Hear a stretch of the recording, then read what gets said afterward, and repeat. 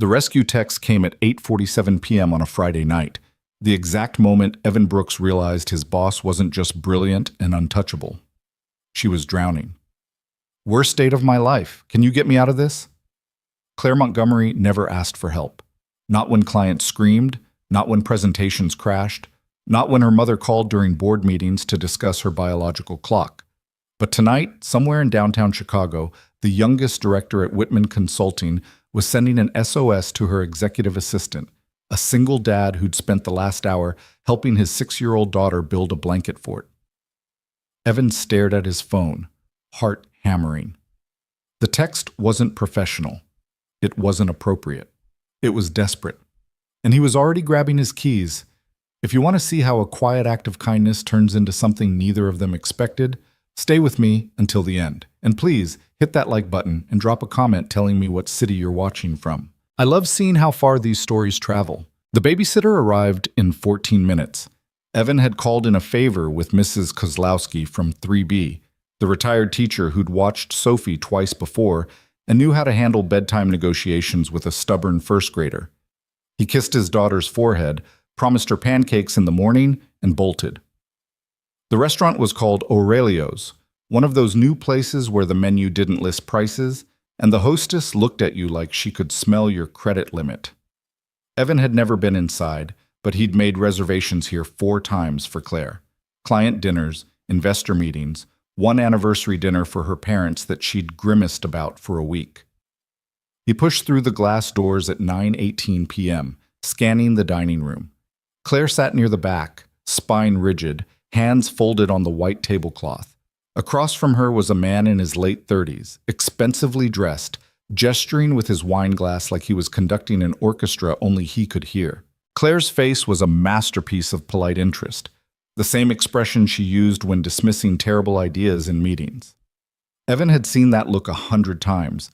It meant she was mentally composing an exit strategy while nodding at appropriate intervals. He straightened his jacket, the navy one he wore to important presentations, not quite formal enough for Aurelio's but close, and walked straight to the table. "Ms. Montgomery," he said, voice apologetic but firm. "I'm so sorry to interrupt." Claire's eyes met his, and for half a second relief cracked through her composure. "Evan, what's wrong?" "The Hartley contract." He pulled out his phone, angling it so the screen looked urgent. "Legal found a clause issue. They need your signature tonight or the whole deal falls through by Monday." The man across from her frowned. "Surely that can wait until—" "Unfortunately not, Mr. Prescott, Richard Prescott." The man didn't offer his hand. "And you are?" "Evan Brooks, Ms. Montgomery's executive assistant." Evan kept his tone professional, deferential. "I really wouldn't interrupt if it wasn't critical." Claire was already reaching for her purse. "Richard, I'm so sorry. This deal represents 18 months of work. If I don't handle this now—" "Your assistant can't sign for you?" Richard's smile was thin, patronizing. "That's what assistants are for, isn't it?" "Not on contracts worth $47 million. Claire stood, and Evan noticed she'd barely touched her wine. "I'll call you tomorrow to reschedule." "Claire?" Richard stood too, catching her wrist. Not hard, but possessive. "This is the 3rd time you've canceled on me." "2nd," Claire said quietly. "And I didn't cancel. I'm handling a work emergency." At 9:30 on a Friday night, Richard's eyes flicked to Evan, dismissive. Convenient. Something cold settled in Evan's chest. He stepped closer. Not threatening, just present. "The car's outside, Miss Montgomery. Whenever you're ready."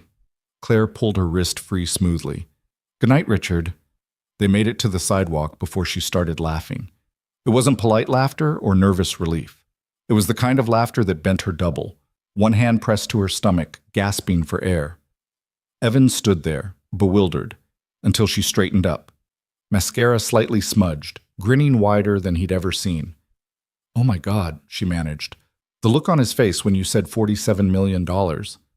I panicked. I don't know why I picked that number. It was perfect." She wiped her eyes, still smiling. "Specific enough to sound real, large enough to be important. You're wasted as an assistant, Evan. You should be in sales." "Should I call you a car?" he asked. "A real one, I mean. I took the L." Claire looked at him, really looked at him, like she was seeing him outside the office for the first time. Evan in his good but not great jacket, his slightly scuffed dress shoes, his hair that never quite stayed combed after 6 p.m. "Do you have to get back?" she asked. "To Sophie?" He checked his phone. Mrs. Kozlowski had sent a photo. Sophie asleep in the blanket fort, clutching her stuffed elephant. "Not immediately." "Then walk with me." Claire kicked off her heels, dangling them from 2 fingers. "Please. I can't go home yet." So they walked. Chicago in October was beautiful at night, cool enough for jackets, warm enough that the outdoor patios were still full of people. Claire led them west, away from the expensive restaurants, toward the neighborhoods where neon signs advertised tacos and 24-hour diners. For 6 blocks, neither of them spoke. Then Claire said, "He spent 40 minutes explaining cryptocurrency to me." "Oh no." After I mentioned very clearly that I manage a fintech portfolio. She laughed again, but this time it sounded tired. He also told me I'd be stunning if I smiled more, asked if I was really a director or just using a courtesy title, and when I ordered the steak, suggested the salmon might be a lighter choice. Evan's jaw tightened. "How did you last that long?" "My mother set it up." Claire's voice flattened. "Richard Prescott, Harvard Business School, family money, Yale undergrad. On paper, he's perfect. She's been calling twice a day to ask how it went." "What are you going to tell her?" "That he was lovely, and I'm seeing him again next week." Claire stopped walking, staring at a bodega window display of wilted flowers and lottery tickets. "Because if I tell her the truth, she'll say I'm too picky, that I'm prioritizing my career over my future, that I'm 34 and running out of time." Evan had worked for Claire for 2 years. He'd seen her negotiate impossible deals, fire a senior partner for sexual harassment despite board pressure, once talk down a suicidal client at 3 in the morning while pulling data for his bankruptcy filing. He'd never heard her sound this defeated. "You want ice cream?" he asked. She blinked. "What?" "There's a place 2 blocks over. Best soft serve in the city. Sophie's obsessed with it." Claire studied his face. "You're serious?" "Completely. And they have those little rainbow sprinkles, the good ones." For a long moment, she didn't move. Then she smiled, small and real. "Okay, Annette." Scoops and Dreams occupied a narrow storefront between a laundromat and a convenience store, its windows plastered with hand-drawn ice cream cones and faded photographs of the owner's grandchildren. Inside, an elderly Korean woman looked up from her crossword puzzle, her face creasing into a smile. "Evan! And where is our Sophie tonight?"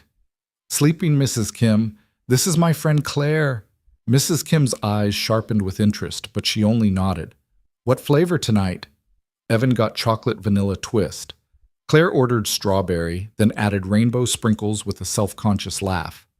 They took their cones outside, sitting on the bench beneath the laundromat's flickering sign. "This is surreal," Claire said, licking ice cream from her thumb. 6 hours ago, I was reviewing Q3 projections. Now I'm eating soft serve on a random street corner with my assistant. "You can fire me Monday if this crosses a line." "Don't." She said it quickly, firmly. "Don't joke about that." They ate in silence, watching the city pass by.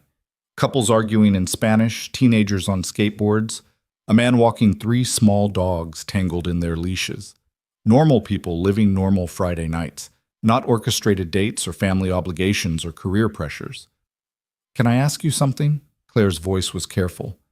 "Why did you help me tonight?" Evan considered his answer. "You texted. You needed help, so I came."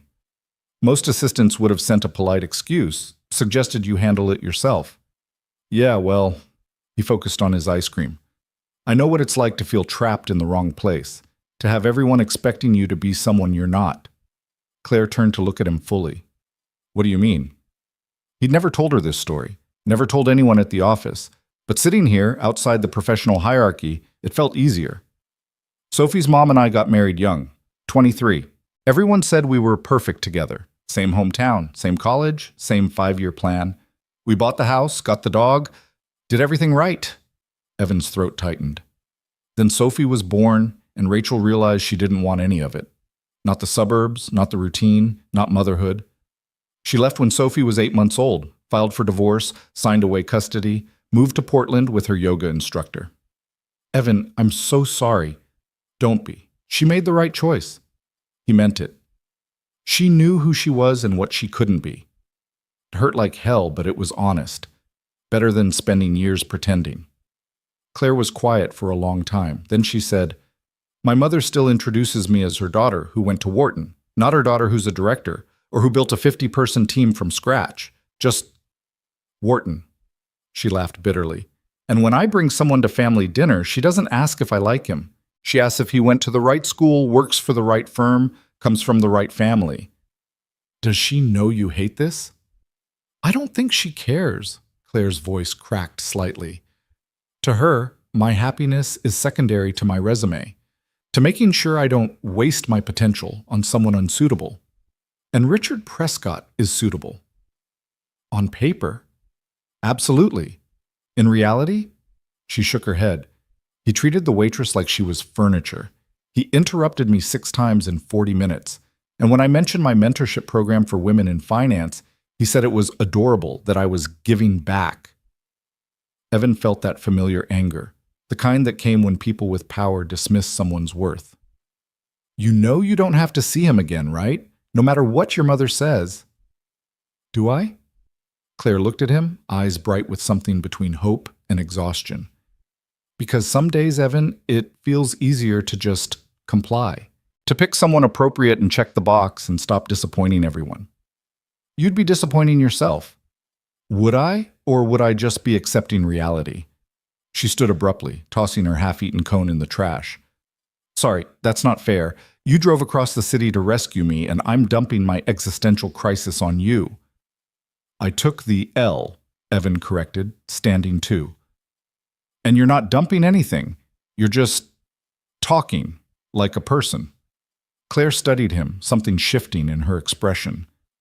You're very good at that, making people feel heard. Occupational hazard. I schedule your life, kind of have to pay attention. It's more than that. She stepped closer, and Evan caught the faint scent of her perfume, something subtle and expensive that he'd never noticed in the office.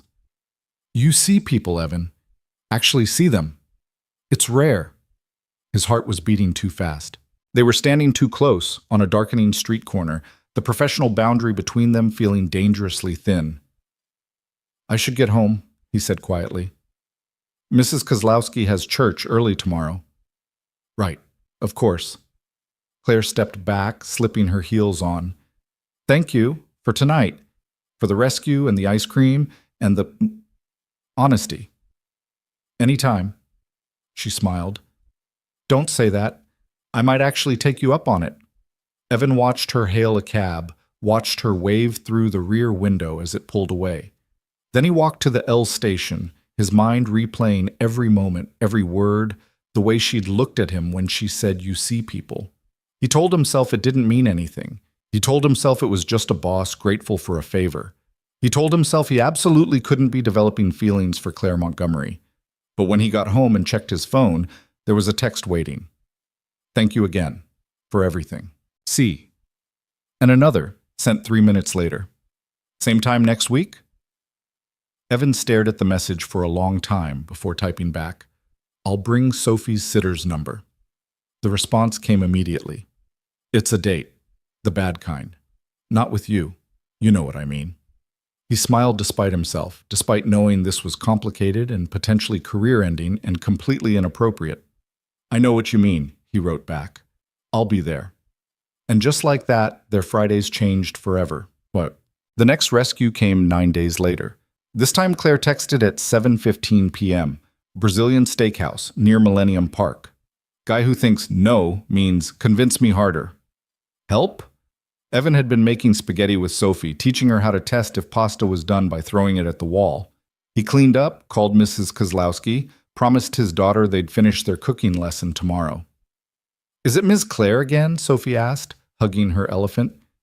Yeah, baby, she needs some help with work. Sophie's eyes narrowed with 6-year-old suspicion. Do you like her? She's my boss. That's not what I asked. Evan kissed the top of her head. She's my friend, and friends help each other. Okay, Sophie paused. But if she's going to be around more, I should probably meet her to make sure she's nice. Deal. Now go brush your teeth for Mrs. K. The Brazilian steakhouse was louder than Aurelio's, filled with business groups and birthday parties. Evan found Claire at a corner table, nodding politely while a man in a designer suit talked at her without seeming to need oxygen. Ms. Montgomery, Evan said, doing his best impression of panic. The Peterson merger. There's a problem with the overseas accounts. The man, Todd something, finance bro written all over him, barely glanced up. Can't this wait until Monday? Not if we want to avoid SEC scrutiny, Evan said smoothly. There's a filing deadline tonight at midnight. Claire was already standing. Todd, I'm so sorry. Seriously? Todd's voice rose. You're ditching me for work? Again? It's not personal. Feels pretty personal. Feels like you're looking for excuses. Todd grabbed his phone. You know what? Forget it. I'll call someone who actually has time for a relationship. Okay, Claire said simply. Todd blinked. What? I said okay. Call someone else. I hope you find what you're looking for. She picked up her purse, completely calm. Good night, Todd. Outside, Claire made it half a block before dissolving into laughter again. SEC scrutiny? She managed between gasps. Where did that come from? I Googled finance emergency while I was on the L. Evan grinned. Thought it sounded official. It was perfect. Did you see his face when I just agreed with him? She wiped her eyes. God, that felt good. They walked without destination, falling into an easy rhythm. This time, Evan led them to a 24-hour bookstore, a 3-story wonderland of used books and overstuffed chairs that smelled like paper and possibility. I used to come here before Sophie was born, he said, climbing the stairs to the second floor. When I needed to think. Claire ran her fingers along the spines, pulled out a battered copy of The Great Gatsby. English major? Business, actually, but I read everything I could fit around classes. He found his favorite section, philosophy and poetry, tucked in a back corner. Rachel used to say I was wasting time, that reading fiction wouldn't help my career. Rachel was wrong. Claire settled into one of the chairs, tucking her legs beneath her. What are you reading now? The Remains of the Day, Ishiguro. It's about a butler looking back on his life, wondering if serving someone else's dreams meant missing his own. Heavy. Yeah. Evan sat across from her. Kind of hits different when you're a single parent trying to figure out what you want versus what you're supposed to want. Claire opened Gatsby, reading the opening lines silently. Do you regret it? Staying in Chicago, raising Sophie alone, taking a job that's probably beneath your qualifications? Never. Not for a second. The truth of it settled warm in his chest. Sophie's the best thing I've ever done. Everything else is just logistics. You're a good dad, Evan. Claire looked up from the book. I've seen you with her, the way you talk about her, the way you rearrange your whole life without hesitation. She paused. My father never did that. He was there physically, but his mind was always somewhere else, building the business, making connections, planning the next move. Is that why you work so hard to prove you're different? Maybe. Or maybe I'm exactly like him and just won't admit it. She closed the book. I work 70-hour weeks. I take calls during dinner. I canceled on my niece's birthday last month because a client meeting ran long. Sometimes I wonder if I'm capable of putting anything before my career. You're here, Evan pointed out, on a Friday night, in a bookstore, instead of an expensive restaurant with someone your mother approves of. That's different. How? Claire didn't answer immediately. When she spoke, her voice was barely above a whisper. Because this feels real. Those dates, those men, that whole performance, it's like I'm watching someone else's life happen. But this, talking to you, it's the first time in months I've felt like myself. Evan's breath caught. They were alone in the corner, the bookstore quiet around them, and Claire was looking at him with an expression he didn't dare interpret. Your mother set up Todd, too? He asked, needing to break the moment before he did something stupid. College roommate's brother, successful entrepreneur, which apparently means he started a cryptocurrency trading platform that's definitely not a pyramid scheme. Claire rolled her eyes. She has a list. I'm not kidding. An actual spreadsheet of eligible men sorted by net worth and family connections. That's insane. That's my life. She stood, returning Gatsby to its shelf. My mother comes from old money. Real old money. The kind where your family name matters more than your accomplishments. She married my father because he was building an empire, and I think she sees me as her second chance to get it right, to secure the legacy. By marrying you off to the highest bidder. By making sure I don't make mistakes. Claire's smile was sad. Falling for the wrong person.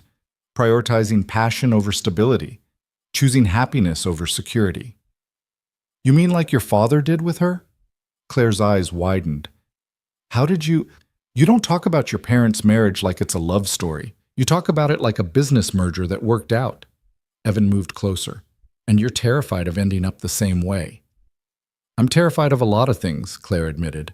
Of waking up at 50 and realizing I built someone else's life. Of spending my best years checking boxes that don't actually matter. Of being so focused on doing everything right that I miss the things that are actually good. Like what?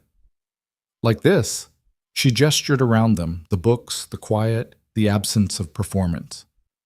Like talking to someone who doesn't need me to be impressive, who sees me, not my resume. They were close enough now that Evan could count her freckles, see the exhaustion beneath her makeup, feel the weight of everything she wasn't saying. Claire, he started, but she shook her head. Don't. Whatever you're about to say, don't. She stepped back. You're my assistant. I'm your boss. This is already complicated enough without what? Without admitting that I look forward to your fake emergencies more than I've looked forward to anything in years. The words tumbled out, rushed and raw. Without confessing that I keep accepting these terrible dates because I know you'll rescue me. That I'm using you as an excuse to escape a life I'm supposed to want, but don't. Evan's heart hammered against his ribs. And if I said I don't mind being used? Then I'd say you should mind. Because I'm a mess, Evan. I'm 34 years old and I can't stand up to my own mother. I let her control my personal life while I pretend I'm this empowered executive. I'm a hypocrite. You're human. I'm broken. You're figuring it out, just like everyone else. Evan reached out, then stopped himself, letting his hand fall. And for what it's worth, these Friday nights are the best part of my week too. Claire stared at him, something vulnerable and terrified flickering across her face. Then she checked her phone. It's almost 11. You should get home. Yeah. He didn't move. Evan? I know. They stood there in the poetry section of a used bookstore, the weight of everything unspoken hanging between them like fog. Finally, Claire said, Same time next week? Claire, I know it's selfish. I know I'm dragging you into my dysfunction, but I can't. She swallowed hard. I can't do this alone anymore. The dates, the pressure, the performance. I need someone who knows it's all theater. What happens when the theater ends? I don't know, but I'm not ready to find out yet. She tried to smile. So will you keep rescuing me just a little while longer? Every rational part of Evan's brain screamed no. This was his boss. This was complicated. This was headed somewhere dangerous for both of them. Yeah, he said quietly. I'll be there. Relief washed over her face. Thank you. They left together, split a cab, Claire dropping Evan at his apartment first because she insisted and he was too tired to argue. Through the window, he watched her wave, watched the cab disappear into Chicago traffic. Inside, Mrs. Kozlowski was asleep on his couch, remote in hand. He paid her double, thanked her again, checked on Sophie, sprawled diagonally across her bed, one foot hanging off the edge. His phone buzzed.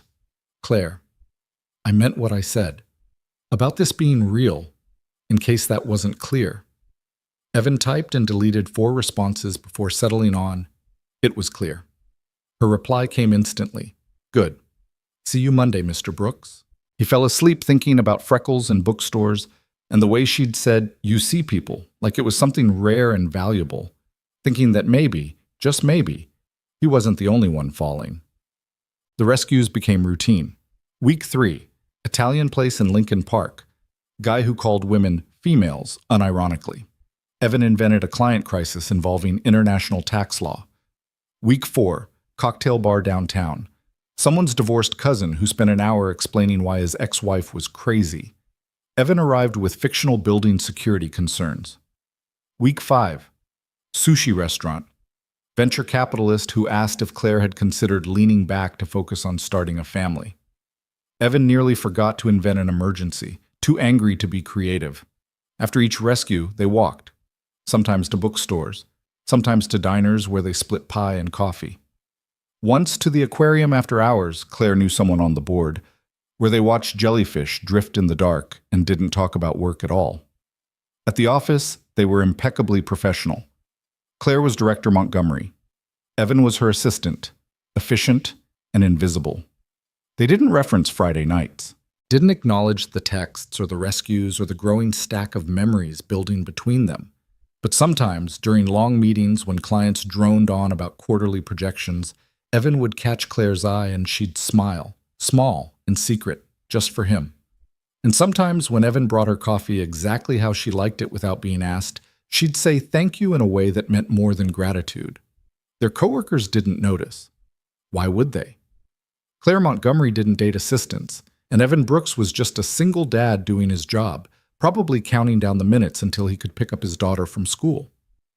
No one saw the truth, that they were both counting down to Friday. Until the Friday Claire's mother showed up. Evan was updating Claire's calendar when the elevator doors opened and Margaret Montgomery stepped into the office like she owned it, which technically her family's investment in the firm meant she partially did. She was 70, but looked 60, her silver hair perfectly styled, her Chanel suit probably worth more than Evan's car. Everything about her radiated old money and older expectations. Evan, isn't it? She didn't wait for confirmation. Is my daughter available? She's on a call with Singapore. Should be finished in about 20 minutes. I'll wait. Margaret settled into one of the leather chairs like a queen granting audience. Tell me, how long have you worked for Claire? 2 years, Mrs. Montgomery. And you're, what, 25? 31. Her eyebrows rose fractionally. You look younger. Must be good genes. She studied him with the cool assessment of someone appraising furniture. Claire speaks highly of you, says you're very reliable. I try to be. And you have a daughter? It wasn't really a question. She already knew. From a previous marriage? Evan's jaw tightened. Yes, ma'am. How old? 6. Difficult age. Must be challenging, balancing single parenthood with a demanding job. Her tone was sympathetic, but her eyes were calculating. Have you given thought to your long-term career goals? Surely you don't intend to be an assistant forever. I'm happy where I am. Happy. Margaret said the word like it was foreign. That's lovely. But happiness doesn't build security, does it? Not for you, not for your daughter. A man in your position should be thinking about advancement, stability. Before Evan could respond, Claire's door opened. Mother? Claire's voice was carefully neutral. I didn't know you were coming by. I was in the neighborhood, thought we could have lunch. Margaret stood, kissing the air beside Claire's cheek. We need to discuss Richard. He called me quite upset about your behavior. My behavior was ending a date when a work emergency came up. 3 times, Claire. You've canceled on him 3 times. Margaret's smile was steel wrapped in silk. He's starting to think you're not serious about finding a partner. Maybe I'm not. Don't be childish. You're 34 years old. I'm aware of my age. And you're running out of time to start a family. Richard is exactly the kind of man you should be considering seriously. Richard is exactly the kind of man who thinks women exist to decorate his life. Claire's voice was ice. I'm not interested. Margaret's eyes flickered to Evan, still standing at his desk, trying to be invisible. Perhaps we should discuss this privately. Perhaps we shouldn't discuss it at all. Claire didn't move toward her office. I'm not seeing Richard again, or Todd, or Marcus. I'm done with your matchmaking. And what exactly is your plan? To work yourself into an early grave like your father? To wake up at 50, alone and accomplished and utterly empty? Margaret stepped closer, her voice dropping. I'm trying to save you from that, darling, from making the same mistakes I made. Your mistakes were marrying someone you didn't love and spending 40 years resenting it. Claire's composure finally cracked. I won't do the same. You don't know what you're talking about. I know exactly what I'm talking about. I've watched you for 34 years, Mother. I've seen how you look at Dad, how you talk about him when he's not there. You built a perfect life that makes you miserable, and now you're trying to do the same to me. Margaret's face went white. How dare you? I dare because it's my life. Not yours. Mine. Claire's hands were shaking, but her voice stayed steady. I'll date who I want, when I want, if I want, and I'll thank you to stop treating my personal life like another portfolio to manage. For a long moment, mother and daughter faced each other, two women who looked alike but saw the world entirely differently. Then Margaret gathered her purse with precise, angry movements. When you're ready to have an adult conversation, you know where to find me. She walked to the elevator, then paused. You think you're being brave, Claire, independent, but you're just scared. Too scared to take a real risk, to commit to anything that might challenge that precious control you cling to. The elevator doors closed. Claire stood frozen, staring at the space her mother had occupied. Evan watched her shoulders rise and fall with careful breaths, watched her hands curl into fists and then slowly release. Do you need anything? He asked quietly. She turned and her eyes were bright with unshed tears. Cancel my afternoon meetings. Tell them I'm sick. Already done. I'm going for a walk. Okay. She grabbed her coat, then stopped at the door. Evan, what she said about you, about your daughter, doesn't matter. It does. It was invasive and inappropriate, and, Claire, I've been judged my whole life for being a young single dad who chose family over career advancement. Your mother's opinion doesn't make the top 10. He managed a smile. Go take your walk. I'll handle everything here. She nodded, blinking hard. Thank you. When she was gone, Evan sat at his desk and tried not to think about the way Margaret had looked at him, like he was a problem to be solved, an obstacle to her daughter's proper future. Like loving Claire would be the worst mistake either of them could make. His phone buzzed. Claire, I'm sorry. Evan stared at the message, typing and deleting responses until he settled on the only truth that mattered, nothing to be sorry for. But even as he sent it, he wondered if that was true.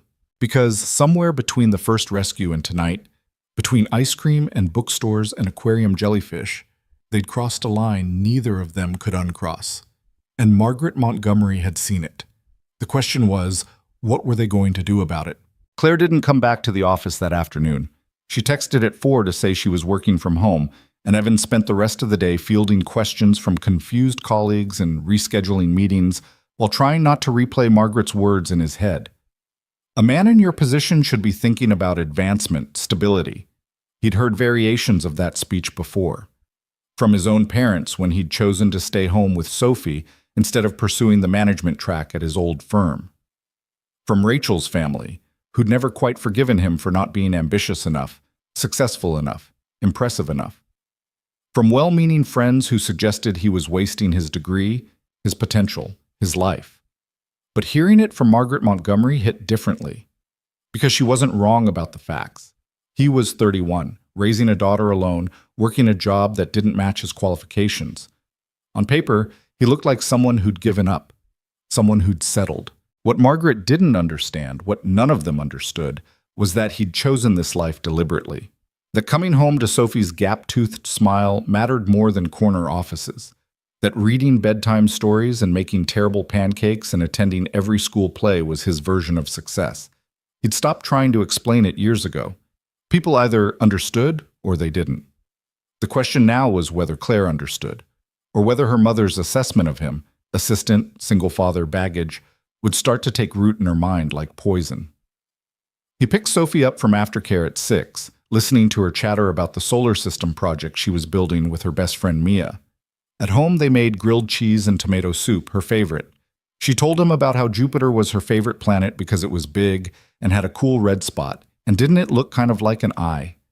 It does, Evan agreed, cutting her sandwich into triangles the way she liked. Very observant. Ms. Claire would probably know a lot about planets, Sophie said casually, swirling her spoon through her soup, because she's smart like you.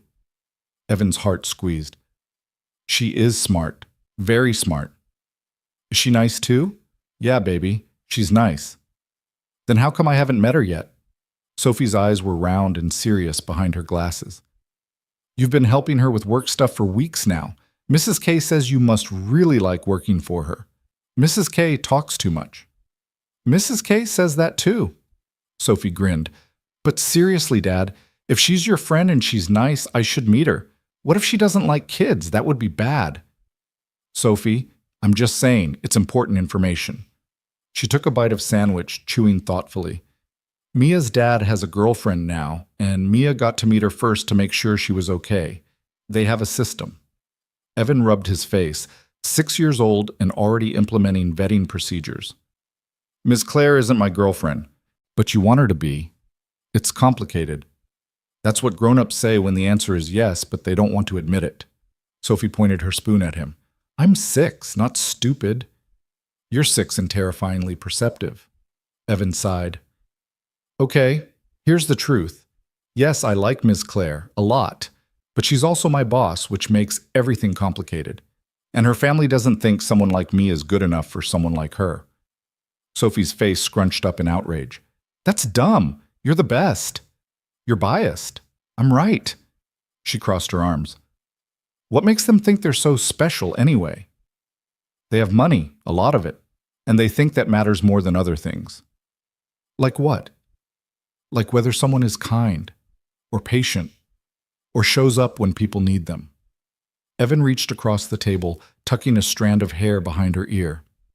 They don't know me, Soph. They just know what they see, a single dad with a regular job and a regular life. To them, that's not impressive. Sophie was quiet for a moment, processing. Then she said, If Ms. Claire thinks that too, then she's not as smart as I thought. She doesn't think that. At least, I don't think she does. Then what's the problem?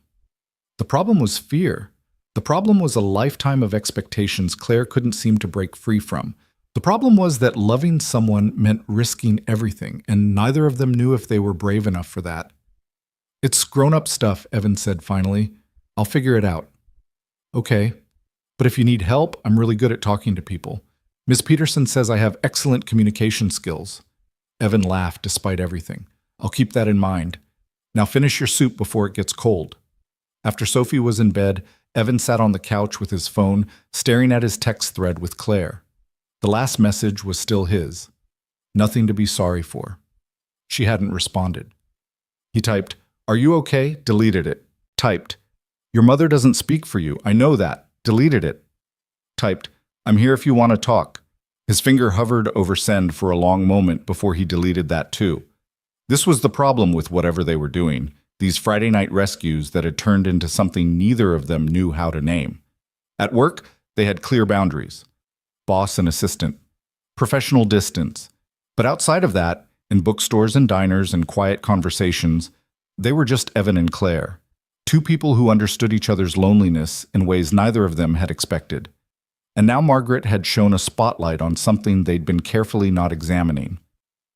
What happened when the rescues ended? When Claire's mother stopped setting her up with unsuitable men? When the excuses ran out and they had to face what this actually was? His phone buzzed. Claire, can you come over? I know it's late and you have Sophie, but I need to talk to someone who isn't going to lecture me about my choices. Evan's heart rate kicked up. Claire had never invited him to her place.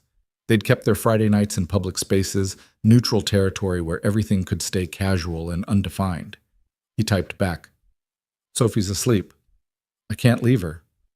Claire, right, of course, sorry for asking. Claire, forget I said anything. Evan stared at the messages, thinking about the shake in her voice when she'd stood up to her mother, about the tears she'd been holding back, about how alone she must be feeling right now in whatever expensive apartment she lived in, surrounded by the life everyone expected her to want. He called Mrs. Kozlowski. 20 minutes later, he was in an Uber heading to Claire's address, a high-rise in Streeterville with a doorman and marble floors, and the kind of quiet that came with serious money. The doorman called up, and Claire's voice came through tinny and small. Send him up. Her apartment was on the 23rd floor. The door was already open when he arrived, Claire standing in the entrance wearing sweatpants and an old Northwestern t-shirt, her hair pulled back, face scrubbed clean of makeup. She looked younger like this, vulnerable, real. "You came," she said. "You asked." Claire stepped back to let him in, and Evan got his first look at how she actually lived. The apartment was beautiful, floor-to-ceiling windows overlooking the lake, modern furniture in grays and whites, abstract art on the walls. It was also completely impersonal, like a hotel suite staged for potential buyers. No photos, no clutter, no signs that an actual human being lived here. "I know," Claire said, following his gaze. "It looks like a showroom. My mother hired the decorator." "Do you like it?" "I have no idea." She walked to the kitchen, all white marble and stainless steel, and pulled out a bottle of wine. "I've lived here for 3 years and I still don't know if anything in this place is actually mine or just what someone thought I should want."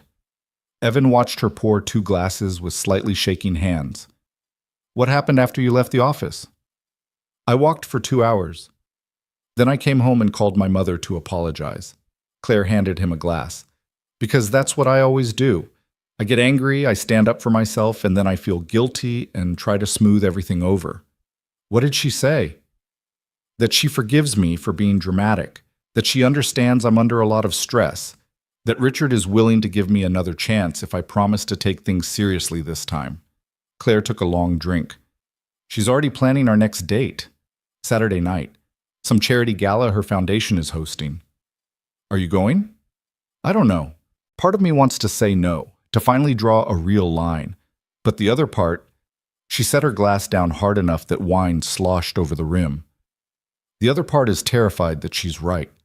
That I'm 34 and running out of time and too scared to commit to anything real. That's not what's happening here. Isn't it? Look at us, Evan. Look at what we're doing." She gestured between them. "For weeks now, I've been using you as an escape hatch. Every time my mother sets me up with someone appropriate, I text you to rescue me.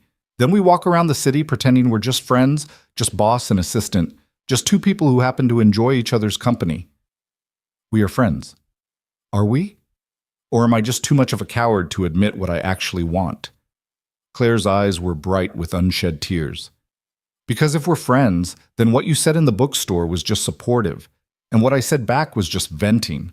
And these Friday nights don't mean anything beyond temporary relief from my suffocating life." Evan set his own glass down carefully. "What do you want them to mean?" "I don't know. That's the problem."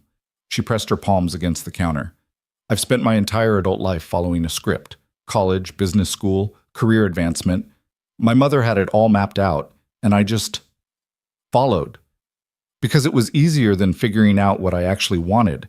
Because being successful felt like enough of an accomplishment. And now? Now I'm 34 with a corner office and a beautiful apartment and a carefully curated life that feels like it belongs to someone else." Her voice cracked. "And the only time I feel like myself is when I'm with you, walking through bookstores, eating ice cream on random street corners, talking about things that actually matter instead of quarterly projections and networking strategies." Evan's heart was hammering. "Claire, my mother looked at you today and saw an obstacle, someone unsuitable, a single dad with a regular job who couldn't possibly be right for her daughter." Claire turned to face him fully. "And I was furious, not just at her, but at myself, because some small, terrible part of me wondered if she was right." The words hit like a physical blow. Evan took a step back. "Not about you," Claire said quickly. "About me. About whether I'm capable of choosing something real over something safe. Whether I'm brave enough to want what I actually want instead of what I'm supposed to want. What do you want?" "I want Friday nights to be every night. I want to stop pretending that rescuing me from bad dates is a professional favor. I want to meet Sophie and find out if she likes me." Claire's voice was shaking now. "I want to stop being terrified that choosing you means proving my mother right, that I'm prioritizing the wrong things, making mistakes, throwing away everything I've built." "Choosing me wouldn't be a mistake, wouldn't it? Look at what I'm asking you to risk. Your job, your stability, your daughter's security. All so I can figure out who I am outside of my mother's expectations." She shook her head. "That's not fair to you." Evan moved closer, closing the distance between them. "You want to know what I think is unfair? Watching you dim yourself to make other people comfortable. Listening to you apologize for wanting things that would make you happy. Pretending I don't count the days until Friday because that's when I get to see you be yourself. Evan, I know it's complicated. I know I'm your assistant and you're my boss, and there are 1,000 reasons this is a terrible idea. He reached out, fingers brushing her wrist. But I also know that the best parts of my week are the parts I spend with you. And if that makes me unprofessional or inappropriate or whatever your mother thinks I am, then fine. At least it's honest. Claire stared at their hands, his fingers against her wrist, her pulse jumping beneath his touch. What if I choose wrong? What if I blow up my life for this and we don't work and I lose everything? What if you don't and you lose yourself instead? She laughed, but it came out choked. When did you get so wise? I had good practice. Sophie asks existential questions over breakfast. He managed a smile. Yesterday, she wanted to know if the universe has feelings. What did you tell her? That I don't know, but if it does, they're probably complicated. Claire's laugh was real this time. She stepped closer until they were breathing the same air, until Evan could count her freckles again in the apartment's soft light. I'm scared, she whispered. I know. Of my mother, of making mistakes, of wanting this too much. That's okay. Being scared doesn't mean you have to run. What if I hurt you? What if I'm too damaged, too controlled by my family, too... Evan cupped her face gently, making her look at him. Claire, stop. You're not a project that needs fixing. You're a person trying to figure out what kind of life you want to live. That's not damage. That's just being human. She closed her eyes, leaning into his palm. This is a terrible idea. Probably. We could both lose our jobs. Maybe. My mother will make our lives hell. Definitely. He brushed his thumb across her cheekbone. Want to do it anyway? When Claire opened her eyes, they were clear, decided. Yeah, I really do. She kissed him first, tentative and careful, like she was testing the reality of it. Evan kissed her back, pulling her closer, and felt something settle into place that he hadn't even known was misaligned. This was what he'd been trying not to want for weeks. This was why Friday nights had started feeling like the only real moments in his carefully controlled life. When they broke apart, Claire was smiling. Well, that's definitely a violation of company policy. Probably grounds for termination. Think we should stop? Not even a little bit. Evan kissed her again, slower this time, memorizing the feel of her against him. When they finally separated, he rested his forehead against hers. We should probably talk about what this means. Logistics, boundaries, how we handle work. Tomorrow, Claire said. Tonight I just want to exist in the moment where I kissed you and the world didn't end. Fair enough. They moved to the couch, Claire curling into his side like she'd been doing it for years. Through the windows, Chicago glittered below them, millions of lights, millions of lives, all existing in their own complicated orbits. Tell me about Sophie, Claire said quietly. Really tell me. Not just the highlights you mention at work. So Evan did. He told her about Sophie's obsession with space and her collection of stuffed elephants and the way she negotiated bedtime like a tiny lawyer. He told her about the fear that gripped him every time she got sick, the pride when she read her first full book alone, the exhaustion and joy and terror of being solely responsible for another human being. She sounds amazing, Claire said. She is. She's also stubborn and dramatic and has very strong opinions about what constitutes an acceptable sandwich. Wonder where she gets the stubborn part. Her mother, obviously. I'm incredibly easygoing. Claire laughed, poking his ribs.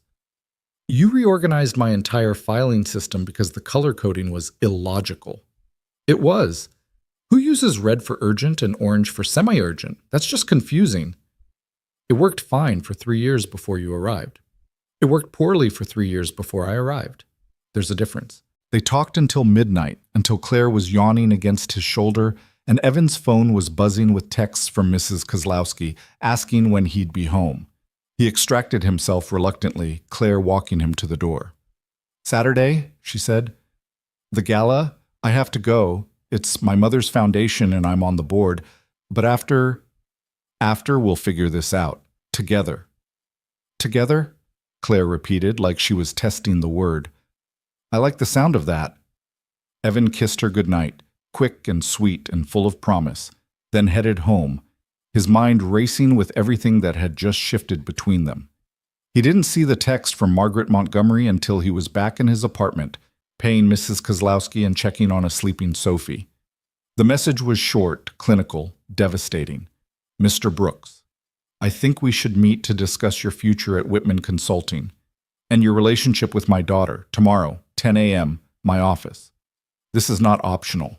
Evan stared at the message, his earlier elation curdling into dread. Margaret knew. Of course she knew.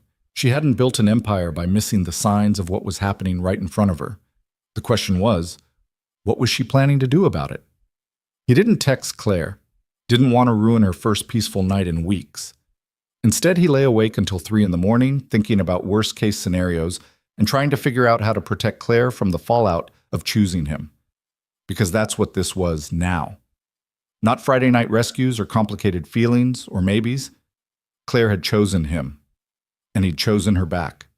Now they just had to survive what came next. The next morning, Evan dropped Sophie at school and took the train to an address Margaret had provided. Not Whitman Consulting, but a private office in the Loop, the kind of place where serious money made serious decisions away from public eyes. Margaret's assistant showed him into a conference room that probably cost more than his yearly salary. Margaret sat at the head of the table, perfectly composed in a dove-gray suit, a leather portfolio open in front of her. Mr. Brooks, thank you for coming. You said it wasn't optional. Quite right. Please, sit. She gestured to the chair across from her. Can I offer you coffee? Water? I'm fine. Very well. Margaret closed the portfolio, folding her hands on top of it. Let's dispense with pleasantries. I know you've been seeing my daughter outside of work. These emergency calls that extract her from dates I've carefully arranged. I know about your late-night conversations and your bookstore visits and whatever emotional connection you've convinced her she feels. Evan kept his voice steady. With respect, Mrs. Montgomery, Claire is an adult. She makes her own choices about who she spends time with. Does she? Or is she making choices based on a fantasy you've constructed, an escape from the pressures of her real life? Margaret's eyes were cold. You're her assistant, Mr. Brooks. You see her at her most vulnerable, stressed, exhausted, overwhelmed. It's not difficult to position yourself as the solution to problems you're watching her struggle with. That's not what's happening, isn't it? You swoop in, rescue her from uncomfortable situations, provide emotional support, make her feel understood. It's textbook opportunism. She opened the portfolio, sliding a document across the table. Which is why I'm prepared to make you a very generous offer. Evan looked down at the paper. It was a contract. A very, very large number was highlighted in the second paragraph. $250,000, Margaret said calmly, plus a glowing reference letter and connections to positions at 3 top firms in New York. All you have to do is resign from Whitman Consulting and end whatever relationship you've developed with Claire. The number sat between them like a grenade.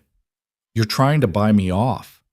I'm trying to give you what you actually need. Security for your daughter, career advancement, a fresh start somewhere your connection to my family won't complicate things. Margaret leaned forward. You're 31 years old with a 6-year-old daughter and a job that doesn't match your qualifications. This money could change your life, Mr. Brooks. Sophie's life. You could pay off debt, buy a house, fund her education, all the things a good father wants to provide. Evan's hands curled into fists under the table. And all I have to do is walk away from Claire. All you have to do is be realistic about your situation. You're not right for her, and deep down, you know it. Different worlds, different priorities, different futures.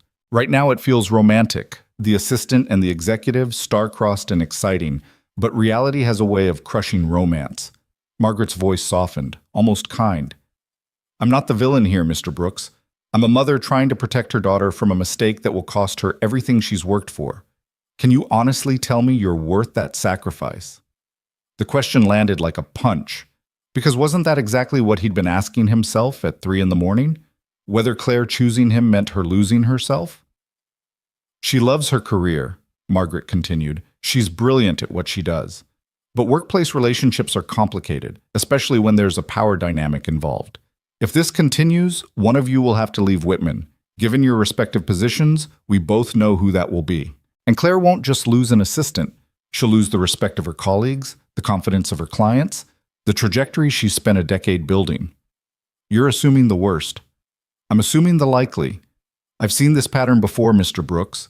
Young men who see successful women as prizes to be won, who mistake vulnerability for invitation, who convince themselves they're different, special, exactly what she needs. Margaret stood, walking to the window. My daughter is lonely. She works too hard and connects with too few people. You filled a void. That doesn't make you her soulmate. It makes you convenient. You don't know what you're talking about. Don't I? Then tell me. What happens in 6 months when the novelty wears off? When Claire realizes she's dating someone who can't attend her professional events without being mistaken for staff? Who doesn't understand her world, her pressures, her responsibilities? When your daughter needs her father and Claire needs a partner, and you're caught between two lives that don't actually fit together? Evan wanted to argue, wanted to tell Margaret she was wrong, manipulative, deliberately cruel. But the words stuck in his throat because some part of him, the part that had been judged and found wanting his entire adult life, wondered if she was right. Take the money, Margaret said quietly. Give Claire space to find someone who matches her life instead of complicating it. Be the good man you clearly are and choose what's actually best for her. Not what feels good right now, but what she needs long term. Evan stared at the contract. $250,000. A reference letter. New positions. Everything he'd sacrificed when he chose to be Sophie's father over climbing corporate ladders. Everything except Claire. I need time to think about this, he said finally. Of course. You have until Monday morning. After that, the offer expires and I pursue other methods of protecting my daughter. Margaret's smile was thin. I hope you'll make the right choice, Mr. Brooks, for everyone involved. Evan left without taking the contract, but Margaret's words followed him onto the street, into the train, all the way home where Sophie was building a solar system model at the kitchen table and asking why Pluto got kicked out of the Planet Club. Sometimes things change, he told her, helping her glue rings around Saturn. Sometimes what we thought was true turns out to be wrong. That's sad for Pluto. Yeah, baby, it really is. His phone buzzed. Claire, my mother wants to have dinner tonight, just the two of us. She says she wants to apologize for yesterday. I don't trust it. Evan's stomach dropped. Margaret was moving faster than he'd expected, boxing them in from all sides. He typed back, Be careful. Something's going on. Claire, what do you mean? But Evan couldn't explain over text, couldn't tell her about the contract or the money or her mother's surgical dismantling of everything he'd been trying not to doubt about them. Just trust me. Don't agree to anything without talking to me first. Claire, you're scaring me. Good. Be scared. Your mother is planning something. There was a long pause, then, come to the gala tomorrow night, as my date. Let her see we're serious. Evan stared at the message, his heart racing. A public declaration. No more hiding, no more maybe, no more pretending this was just Friday night rescues between boss and assistant. It was also exactly what Margaret was waiting for. Proof that he was pursuing Claire, evidence she could use to force him out, ammunition to paint him as the opportunistic assistant seducing her vulnerable daughter. But if he said no, if he let fear make his choices, then Margaret had already won. I'll be there, he typed. What time should I pick you up? Claire's response was immediate, 7 p.m. And Evan, thank you for not running. He set his phone down and looked at Sophie, carefully painting Jupiter's red spot with a tiny brush, her tongue stuck out in concentration. Soph, how do you feel about getting really dressed up tomorrow night? She looked up, eyes bright. Like fancy? Like fancy. I have to go to a party for work. And I thought maybe you'd like to meet Ms. Claire first. Have dinner, the three of us. See what you think. Sophie's entire face lit up. Really? I can do my investigation? Your investigation? To make sure she's good enough for you. She said it completely seriously. Mia says it's important to have standards. Evan laughed despite everything. Despite Margaret's contract and impossible choices and the feeling that he was about to walk them all off a cliff. Okay then. Tomorrow night. You, me, and Ms. Claire. But Soph? If you don't like her, If something feels wrong, you tell me. Deal? Deal. She went back to Jupiter, humming under her breath, completely unaware that their entire future hung on what happened in the next 48 hours. Evan pulled out his phone one more time, staring at Margaret's message. The meeting time, the address, the unspoken threat behind every polite word. He hadn't told Claire about the contract yet, hadn't told her that her mother was trying to buy him off, like he was a problem to be solved with money and connections. He needed to. Before the gala, before dinner, before this went any further. But first he needed to figure out what his answer was going to be. Because Margaret had been wrong about one thing. This wasn't about what felt good right now. It was about whether Evan was brave enough to fight for something real, even when the entire world seemed designed to tell him he didn't deserve it. And whether Claire was brave enough to fight alongside him. Tomorrow night, they'd find out. Saturday morning arrived with the kind of crisp autumn sunshine that made Chicago feel like a postcard. Sophie woke up early, buzzing with excitement about meeting Claire, and spent an hour deliberating between her two fancy dresses, the navy one with white polka dots or the burgundy velvet her grandmother had sent for Christmas last year. What if she doesn't like me? Sophie asked suddenly, sitting on her bed surrounded by dress options and her favorite stuffed elephant. Evan looked up from where he was attempting to iron his only good suit. Why wouldn't she like you? I don't know. Maybe she doesn't like kids. Or maybe I'll say something weird and she'll think you have a weird daughter and then she won't want to be with you anymore. Sophie's voice got smaller. Mia said her dad's girlfriend left because Mia asked too many questions. Evan set the iron down and sat beside her, pulling her into his lap. First of all, you're not weird. You're curious and smart and exactly the way you're supposed to be. Second, if Miss Claire doesn't like questions, then she's definitely not right for us because we're a package deal, you and me. Promise? Promise. You're the most important person in my life, Soph, always. Anyone who wants to be part of our lives has to understand that. Sophie nodded against his chest, then pulled back to look at him seriously. But you really like her, right? Like, really, really. Yeah, baby, I really, really do. Okay, then I'll try to like her too, but I'm still doing my investigation. I wouldn't expect anything less. They settled on the burgundy dress, and Evan helped her with the buttons while trying not to think about the conversation he needed to have with Claire before tonight, about Margaret's offer, about the choice he'd already made but hadn't voiced yet, about the fact that walking into that gala would change everything, publicly and irrevocably. His phone buzzed. Claire, still good for 5:30? I'm more nervous about meeting Sophie than I am about the gala.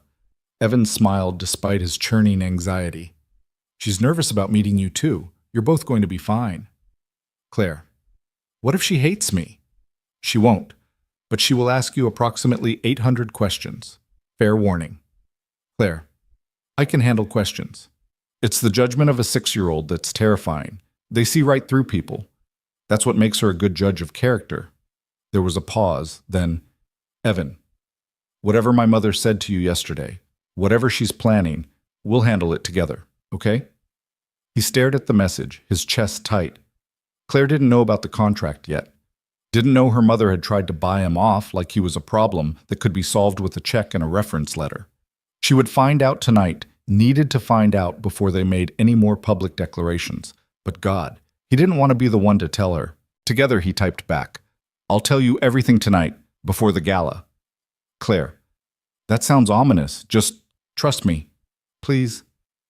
Claire, always. The word sat on his screen like a promise and a weight. Always. As if trust were simple, as if Margaret hadn't spent an hour yesterday systematically dismantling every reason Claire should choose him. Evan finished getting ready, helped Sophie with her hair, a simple braid she could almost do herself now, and tried to quiet the voice in his head that sounded suspiciously like Margaret asking whether he was worth what this would cost Claire. At 5:15, he and Sophie took the train to Claire's building. Sophie was uncharacteristically quiet, gripping her elephant with one hand and Evan's hand with the other, her eyes wide as they crossed the marble lobby and rode the elevator to the 23rd floor.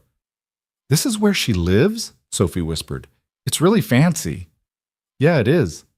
We don't live fancy. No, we don't. Does that bother you? Sophie considered this seriously. I like our apartment. It has good light for reading. and you let me put glow-in-the-dark stars on my ceiling. But this is really shiny. Evan squeezed her hand. Shiny doesn't always mean better, remember? I know, just different. The elevator doors opened directly into Claire's apartment, a detail Evan hadn't noticed the other night, too focused on Claire herself. Now, seeing it through Sophie's eyes, he felt the weight of the difference between their worlds. Claire lived in the kind of place where elevators opened into private foyers, where the art on the walls probably cost more than his car, where everything was beautiful and cold and carefully curated. Claire was waiting by the door, and Evan's breath caught. She'd dressed down from her usual work wardrobe, jeans and a soft blue sweater, her hair loose around her shoulders, minimal makeup. Trying, he realized, to look approachable, less intimidating, more like someone a 6-year-old might trust. Hi, Claire said, her voice slightly higher than normal. You must be Sophie. Your dad's told me so much about you. Sophie stepped forward, still clutching her elephant, and looked Claire up and down with the serious assessment of a tiny detective. Hi, I'm Sophie Catherine Brooks. I'm 6 3/4. This is Mr. Elephant. He's very old and wise. Claire crouched down to Sophie's eye level, and Evan watched something shift in her expression, genuine warmth replacing nervous formality. It's wonderful to meet you, Sophie, and Mr. Elephant, I'm Claire. Just Claire, not Ms. Claire, if that's okay with you. Just Claire, Sophie repeated, testing it out. Okay. Dad says you're really smart and you work a lot and you're nice, but also kind of stressed sometimes. Sophie, Evan started, mortified, but Claire laughed. Your dad is absolutely right on all counts. I do work too much and I'm definitely stressed sometimes. Do you know what helps when I'm stressed? What? Books. And ice cream. Your dad introduced me to the best ice cream place in the city. Sophie's eyes lit up. Scoops and Dreams with the rainbow sprinkles. Exactly that one. Mrs. Kim asked about you when I went back the other day. You went back? Sophie looked at Evan accusingly. Without me? I needed to conduct important sprinkle research, Claire said seriously, to make sure they're still up to Sophie-approved standards. I can report that they are. Sophie giggled, and just like that, some of the tension in the room evaporated. Claire stood, meeting Evan's eyes over his daughter's head, and he saw the relief there. The first hurdle cleared. I thought we could order pizza, Claire said. And Sophie, your dad mentioned you're building a solar system for school. I'd love to see it if you brought pictures. I brought the whole thing, Sophie announced, pulling a carefully wrapped shoebox from her backpack. I wanted to show you in person, because Dad said you're smart about science stuff, and you could maybe tell me if Jupiter's red spot is the right size. I would be honored to consult on Jupiter's red spot. They settled in Claire's living room, still impersonal, but feeling warmer with Sophie carefully unwrapping her planets and arranging them on the coffee table while explaining the entire solar system in enthusiastic detail. Claire listened with genuine interest, asking questions about orbits and asteroid belts and why Pluto got demoted, and Evan watched the two most important people in his life slowly circle each other like binary stars finding their gravitational balance. The pizza arrived, and they ate sitting on Claire's floor because Sophie insisted it was more fun that way. Claire didn't even hesitate, just grabbed plates and settled cross-legged on her expensive rug, letting Sophie teach her the proper way to eat pizza crust first because it's an appetizer for the good part. So, Sophie said around a mouthful of cheese, Dad says you're his boss at work. I am. He's very good at his job. He's good at everything, except making pancakes. Those are usually weird-shaped. They're abstract, Evan protested. Artistic. They're lumpy, Sophie corrected. But that's okay because they taste good. Can you cook? Claire laughed. Not really. I mostly order takeout or go to restaurants. This is actually the first time I've had pizza in my apartment in... I can't even remember how long. That's sad. Pizza is important. Sophie studied Claire with those discerning 6-year-old eyes. Do you like my dad? Sophie, Evan said, his face heating. What? It's a good question. I need to know if you're serious or just playing around. Because Dad's feelings could get hurt, and that would make me mad. Claire set her pizza down, giving Sophie her full attention. You're absolutely right. That is a good question, and you deserve a real answer. Yes, I like your dad very much. He's kind and smart, and he makes me laugh. He's also the best listener I've ever met, and he talks about you all the time because you're clearly the most important person in his world. I am, Sophie agreed matter-of-factly, but he gets lonely sometimes, I can tell. He thinks I don't notice, but I do. Evan's throat tightened. He'd tried so hard to shield Sophie from his own loneliness, to make sure she never felt like she wasn't enough. That's very observant of you, Claire said gently, and very caring. You're a good daughter, Sophie. I try. So if you like my dad and he likes you, what's the problem? Why do you look so worried? Claire glanced at Evan, something vulnerable passing across her face. Because sometimes grown-up relationships are complicated. There are people who might not approve, or situations at work that make things difficult, or my grandma and grandpa didn't approve of my mom, Sophie interrupted. They thought she was too young and not ready to be a parent. They were right, I guess, because she left.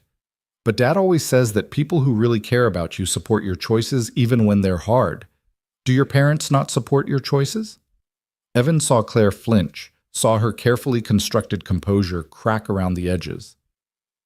My mom has very specific ideas about what my life should look like. And your dad doesn't fit those ideas. Why not? Because he's not rich. Sophie, it's okay, Claire said quietly. She's asking fair questions. She turned back to Sophie. Kind of, yeah. My mother thinks I should be with someone who has a lot of money and went to fancy schools and comes from a certain kind of family. Your dad is none of those things. But he's better than those things. He's nice, and he shows up, and he keeps his promises. Doesn't your mom think that matters? I think those are the most important things, Claire said, her voice thick.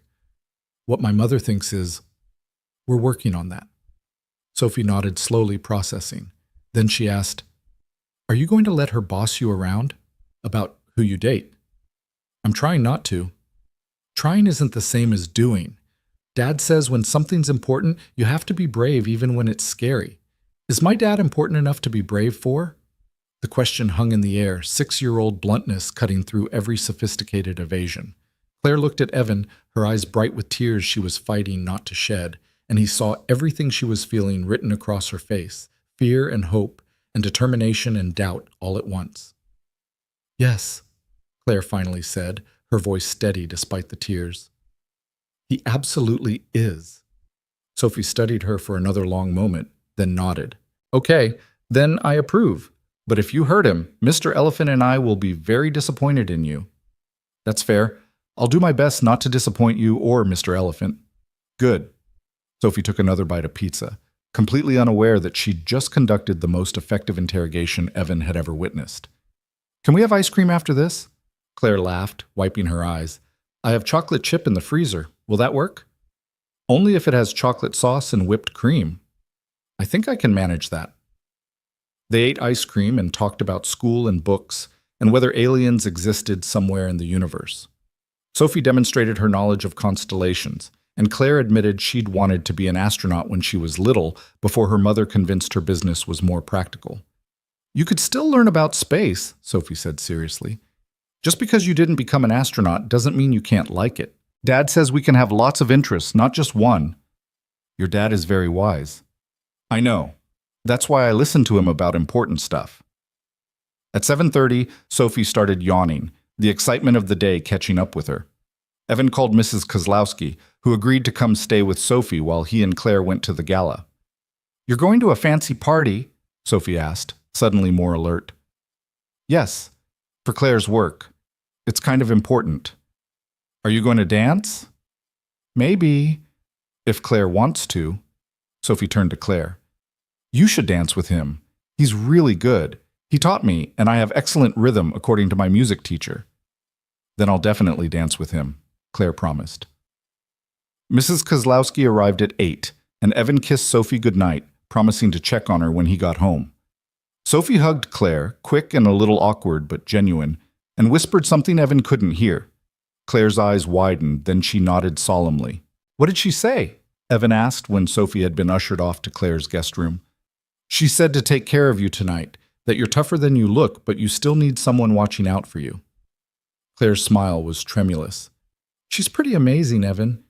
Yeah, she really is. He took Claire's hand, pulling her close. Thank you for tonight, for being so good with her.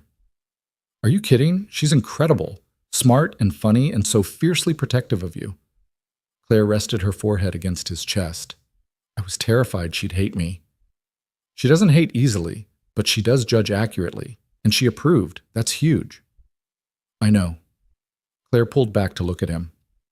Now tell me what you were going to tell me earlier, about my mother, about what's going on.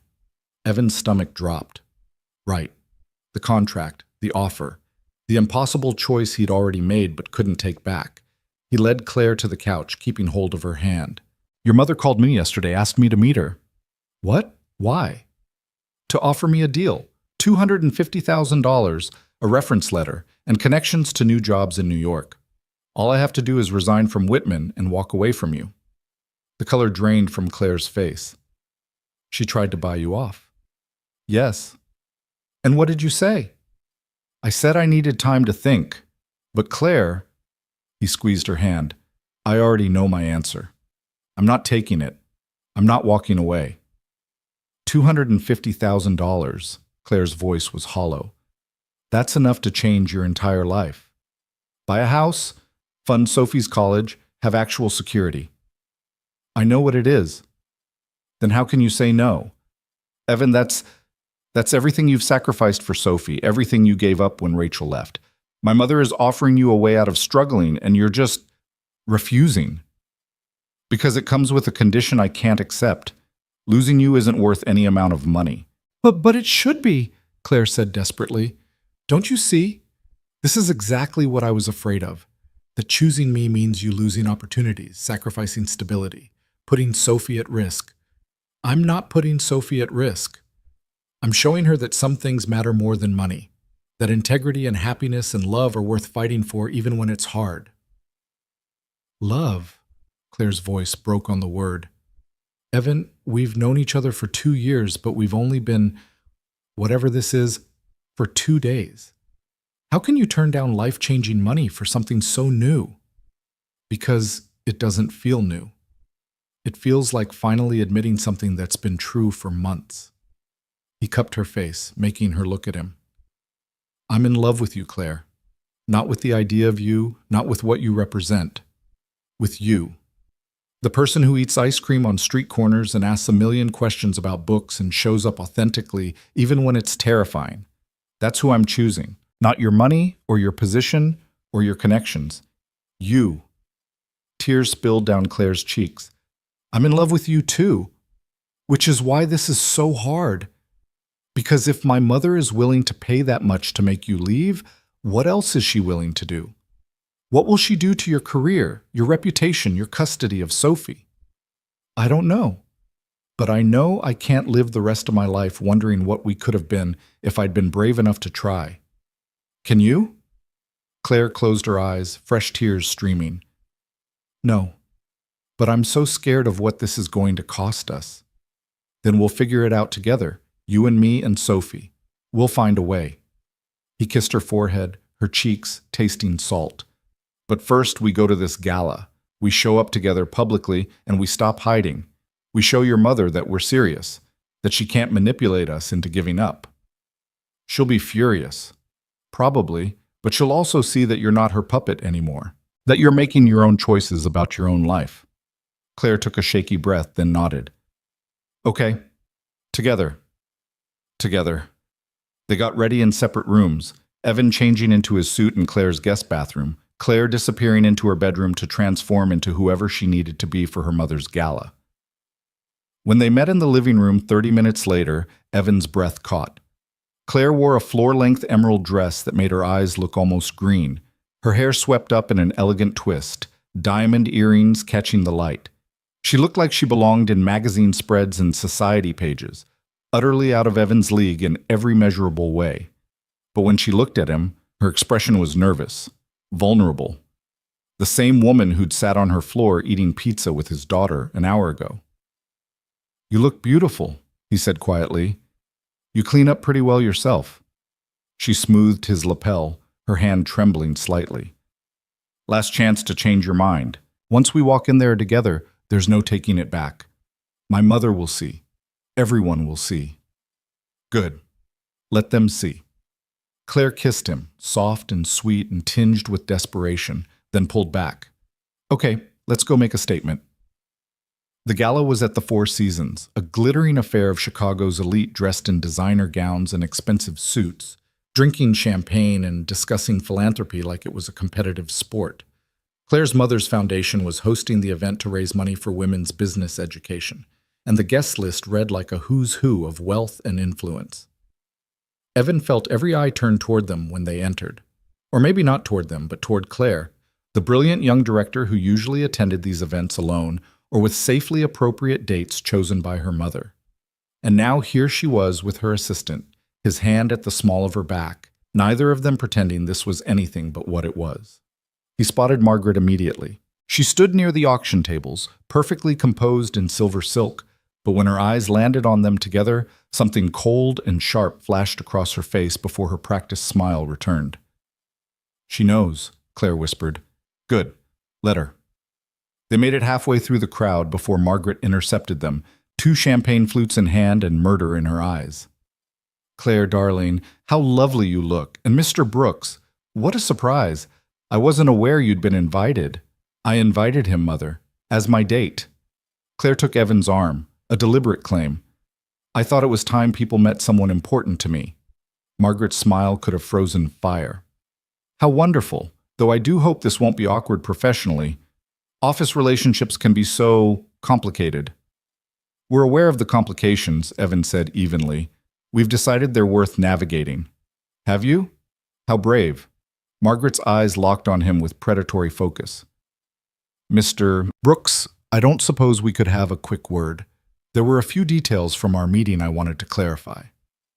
Anything you need to say to me, you can say in front of Claire. Can I? Very well. Margaret set down her champagne with precise, controlled movements. I offered your date a very generous package to resign from Whitman and relocate to New York. I assume he's told you this? Claire's hand tightened on Evan's arm. He has. And has he told you that he has until Monday morning to accept? After which I'll be forced to take alternative measures to protect your professional reputation and personal well-being? What kind of alternative measures? Claire's voice was ice. The kind that ensure Mr. Brooks understands the full consequences of his choices. For instance, how Whitman's HR department might view an assistant who's been engaging in an inappropriate relationship with his superior. How that might affect his employability elsewhere. How family courts tend to frown on instability when reviewing custody arrangements. Evan's blood ran cold. You're threatening Sophie. I'm protecting my daughter from a man who's clearly taken advantage of her vulnerability and position. Margaret's voice rose just slightly, enough that nearby guests turned to listen. You may have convinced Claire that this is love, Mr. Brooks, but I see it for what it is. Opportunism. A single father with limited prospects latching onto a successful woman who's too exhausted to see she's being manipulated. That's not true, Claire said, her voice shaking with rage. Mother, stop this, right now. I will not watch you throw away everything you've built for someone who's using you. You want to rebel against me? Fine. But don't dress it up as romance. This man works for you, Claire. He schedules your meetings and answers your phones, and now suddenly he's the love of your life? Wake up. People were definitely watching now. Conversations pausing, phones subtly angling for photos. This was exactly what Margaret wanted. A public scene that made Evan look like an opportunist and Claire look like a fool. But before Evan could respond, before Claire could defend him, a new voice cut through the tension. Margaret still bullying your daughter in public? Some things never change. Everyone turned. A man in his 60s approached, handsome in that distinguished way that came with age and money, his tuxedo perfectly tailored. He had Claire's eyes, Evan realized, her sharp intelligence and quiet observation. Dad, Claire breathed. James Montgomery stopped beside his daughter, studying Evan with interest.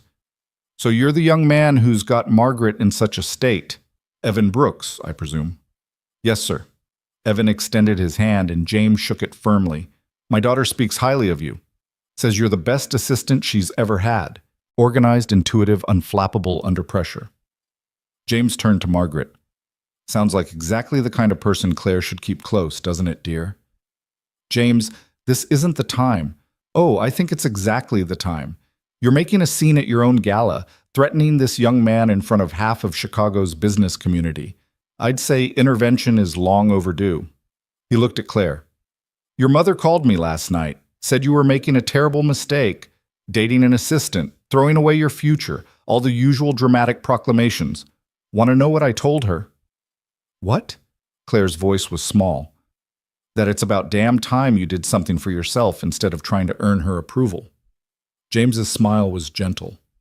I've watched you work yourself half to death for a decade trying to prove you're worthy of the Montgomery name. But Claire, you've always been worthy. Not because of our name or your degrees or your position. Because you're brilliant and driven and fundamentally kind. That's worth more than any business degree or family connection. Margaret's face had gone pale.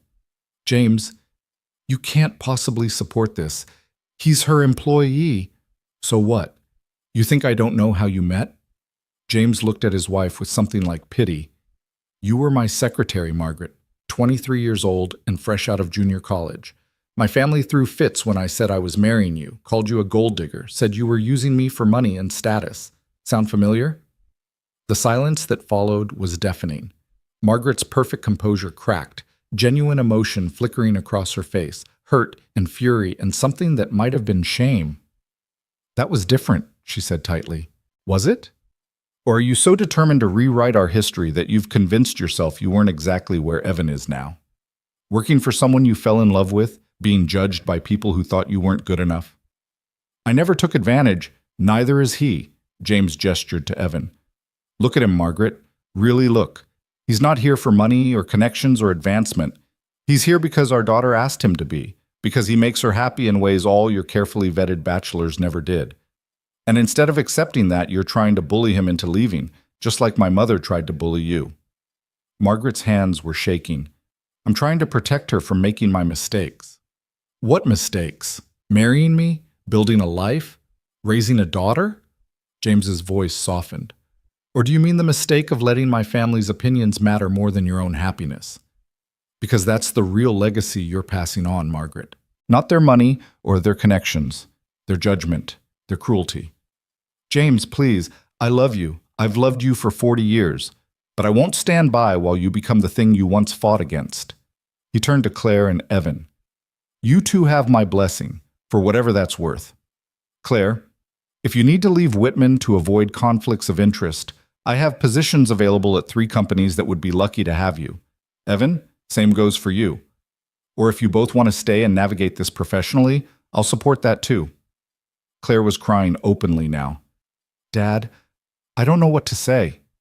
Say you'll stop trying to be perfect and start trying to be happy. That's all I've ever wanted for you. He kissed her forehead, squeezed Evan's shoulder, and walked away, leaving Margaret standing alone in the middle of the crowded ballroom, her perfect facade shattered. For a long moment, no one moved. Then Margaret straightened her spine, smoothed her dress, and looked at Claire with an expression Evan couldn't quite read. Your father is right, she said quietly. About some things. I did work for him. His family did disapprove, and I spent 40 years trying to prove I belonged in their world. Her eyes glistened. I wanted better for you. I wanted you to never feel like you had to prove yourself, to never be looked down on or dismissed. I thought giving you everything I didn't have would protect you. I never needed protection from being myself, Mom. I needed permission to figure out who that is.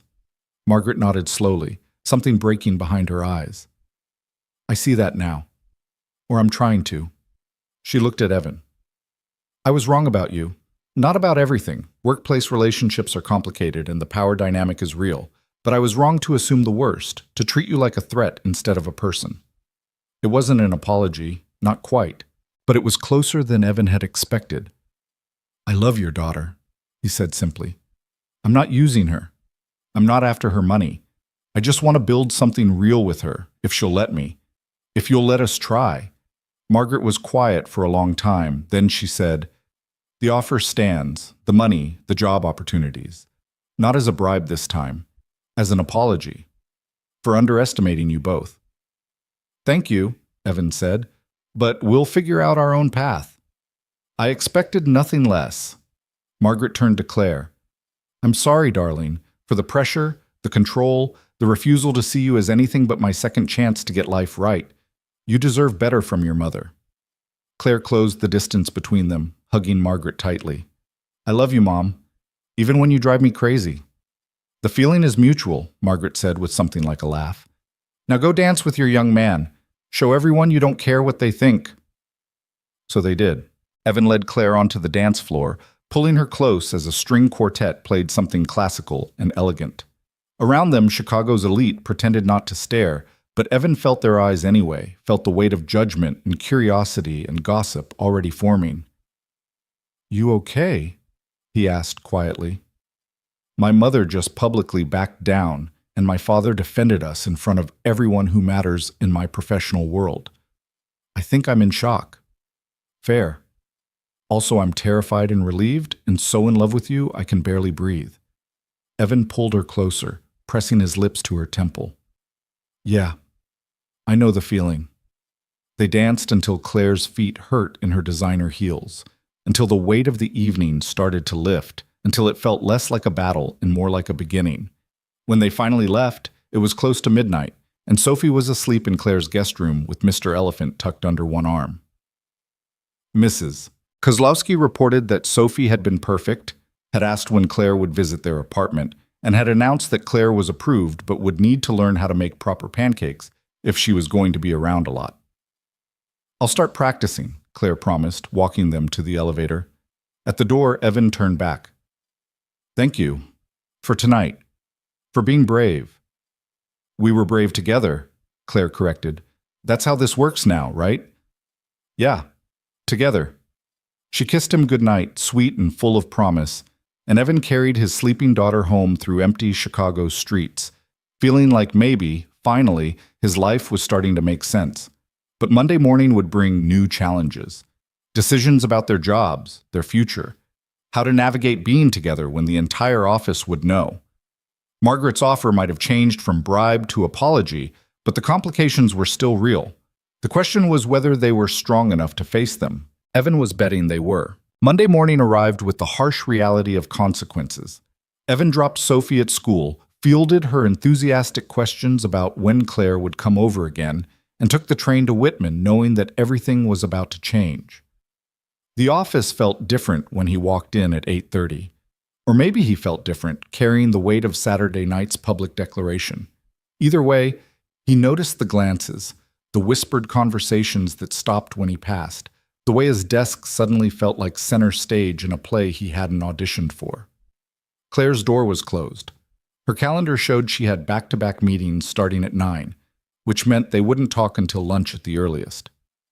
Evan settled into his routine, emails, scheduling, the familiar rhythm of keeping someone else's professional life organized, but the normalcy felt performative now, like he was playing the role of assistant when everyone knew the script had changed. At 9:15, Rachel Chen from HR appeared at his desk. Rachel was 50-ish, kind but uncompromising, the kind of person who made difficult conversations feel both professional and personal. Evan, do you have a few minutes? His stomach dropped. Of course. Rachel's office was small and carefully neutral, decorated with motivational posters about teamwork and a photo of her 2 golden retrievers. She gestured for Evan to sit, closing the door behind them with a soft click that felt ominous. I'm going to be direct because I think you deserve that, Rachel said, settling behind her desk. There are photos from Saturday night's gala circulating. You and Claire Montgomery, clearly together as a couple. Several board members have reached out with concerns about the appropriateness of the relationship given your working dynamic. I understand. Do you? Because this isn't just office gossip, Evan. This is a director in a romantic relationship with her direct report. That's a power dynamic issue that creates liability for the firm. For Claire's career, for yours. Evan kept his voice steady.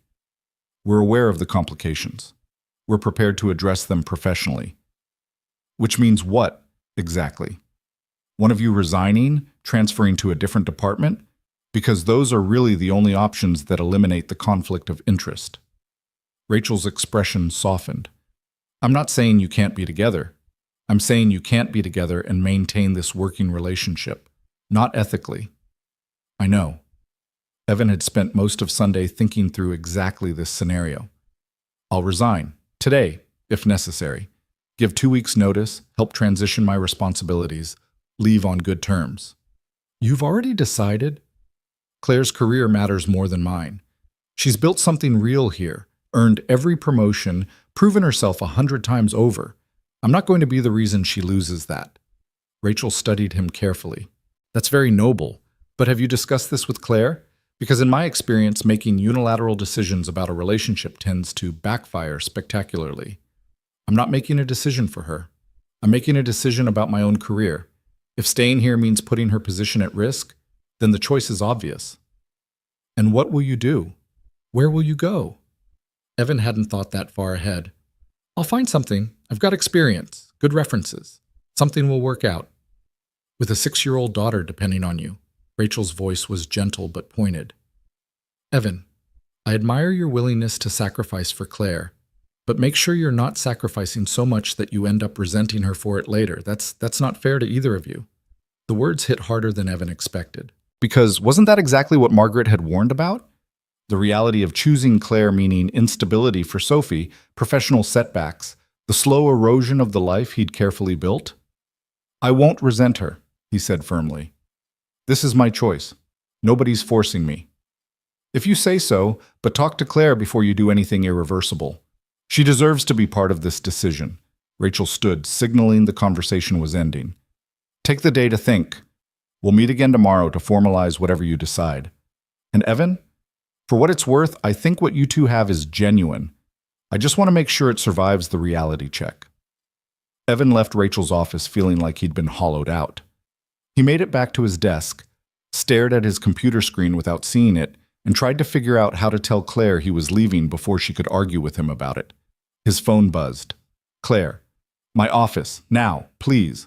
When Evan entered, Claire was standing at her window, arms crossed, staring out at the Chicago skyline. She didn't turn when he closed the door. Rachel talked to you, she said flatly. Yes. And you've already decided to resign. Evan froze. How did you? Because I know you. Because the moment things get complicated, your first instinct is to sacrifice yourself to protect everyone else. Now Claire turned, and her eyes were blazing. Well, guess what? I'm not letting you do that. Not for me. Claire, this isn't about letting me do anything. It's about making the practical choice. The practical choice is both of us finding new jobs where we can work without conflicts of interest, together, as equals. She moved closer, her voice shaking with intensity. You don't get to martyr yourself and pretend it's noble. We're partners, Evan. That means we make decisions together. You love this job. You've built your reputation here, and I'll build it somewhere else if I have to. You think Whitman is the only consulting firm in Chicago? Claire's laugh was sharp. My father already offered us both positions. 3 different companies, take your pick. Or we could go independent, start our own firm, take our clients with us. That's insane. You'd be throwing away years of work. I'd be choosing my own life for the first time in a decade. Claire's composure finally cracked. Do you understand what Saturday night meant to me? Standing up to my mother in public, choosing you in front of everyone who's ever judged me or controlled me or told me what my life should look like? That wasn't just about us, Evan. That was me finally becoming the person I've been too scared to be. And now you want to undermine that by making unilateral decisions about our future? Evan felt like he'd been slapped. I'm trying to protect you. I don't need protection. I need a partner who trusts me to make my own choices, who doesn't assume I'm too fragile to handle complications. She stepped closer, close enough that he could see tears threatening to spill. Yes, this is complicated. Yes, one or both of us will probably need to leave Whitman. Yes, it's going to be professionally difficult and personally challenging. But that doesn't mean you get to decide unilaterally that your career is expendable and mine isn't. Your career is more important. Says who? You? My mother? Society? Claire's voice rose. I'm 34 years old, Evan. I've been climbing this ladder my entire adult life, and you know what I've figured out? The view from the top is lonely as hell. I don't want to keep sacrificing everything personal for professional advancement. I want balance. I want a life that includes you and Sophie and actually being happy instead of just successful. But if you leave Whitman, Then I leave Whitman. And yeah, it'll be scary and uncertain and everything won't be perfectly planned. But I'll have you. We'll have each other. That's worth more than any position or salary or professional reputation. Evan stared at her, his careful arguments crumbling. You'd really walk away from everything you've built here? In a heartbeat, if it means building something better somewhere else. Claire took his hands, holding tight. But I'd rather we both walk away together. Find new positions, start fresh, do this right from the beginning. No power dynamics, no conflicts of interest, just two people who are really good at their jobs and happen to be in love. Sophie needs stability. I can't just jump into something uncertain. Sophie needs a father who's happy, who shows her that taking risks for the right reasons is worth it, who doesn't spend the rest of his life wondering what he gave up because he was too scared to try. Claire's voice softened. She told me Saturday night when she hugged me goodbye. She said, take care of my dad because he always takes care of everyone else and forgets about himself. Even your 6-year-old knows you need someone fighting for you instead of always being the one who sacrifices. Evan's throat tightened. She said that? Word for word. And she's right. So let me fight for you, Evan. Let me be the one who says we're worth the risk, the uncertainty, the complications. Let me choose you the way you've been choosing me. For a long moment, Evan couldn't speak. He'd spent so many years being the responsible one, the caretaker, the person who absorbed the hits so Sophie didn't have to. The idea of someone actually choosing him, fighting for him, was almost incomprehensible. I don't know how to do this, he admitted finally. How to let someone else carry the weight. Then we'll learn together. That's what partnerships are, right? Figuring it out as you go, trusting each other enough to be honest when you're scared. Claire stepped closer, resting her forehead against his. I'm terrified, Evan. Absolutely terrified. But I'm more scared of letting fear make my decisions, of waking up at 50 and realizing I spent my whole life playing it safe and ended up with nothing real. What do you want to do, specifically? Claire pulled back and Evan saw determination settle over her features. I want to finish this week professionally, transition our clients, document our processes, leave Whitman on good terms. Then I want us both to resign effective next Friday. Give ourselves a month to explore options, talk to your dad about his offers, maybe meet with some recruiters, figure out what we actually want instead of just reacting to what we're leaving.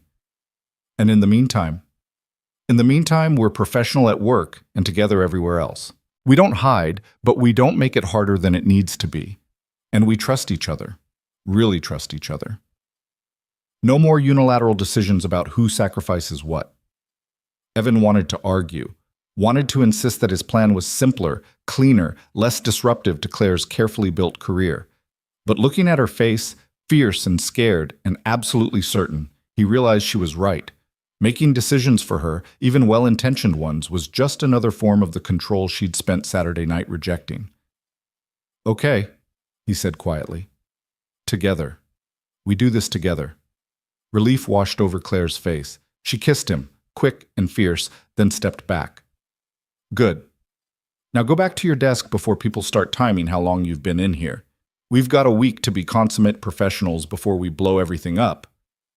You know people already know, right? About us?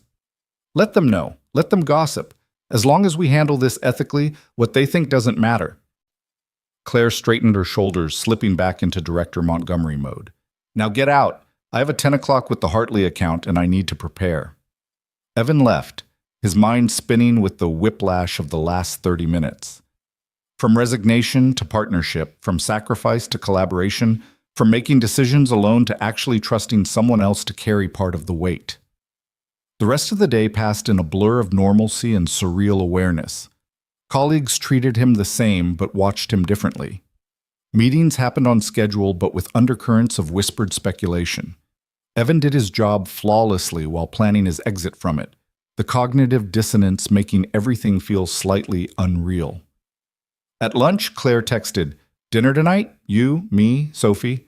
I want to tell her our plans. She deserves to know what's happening."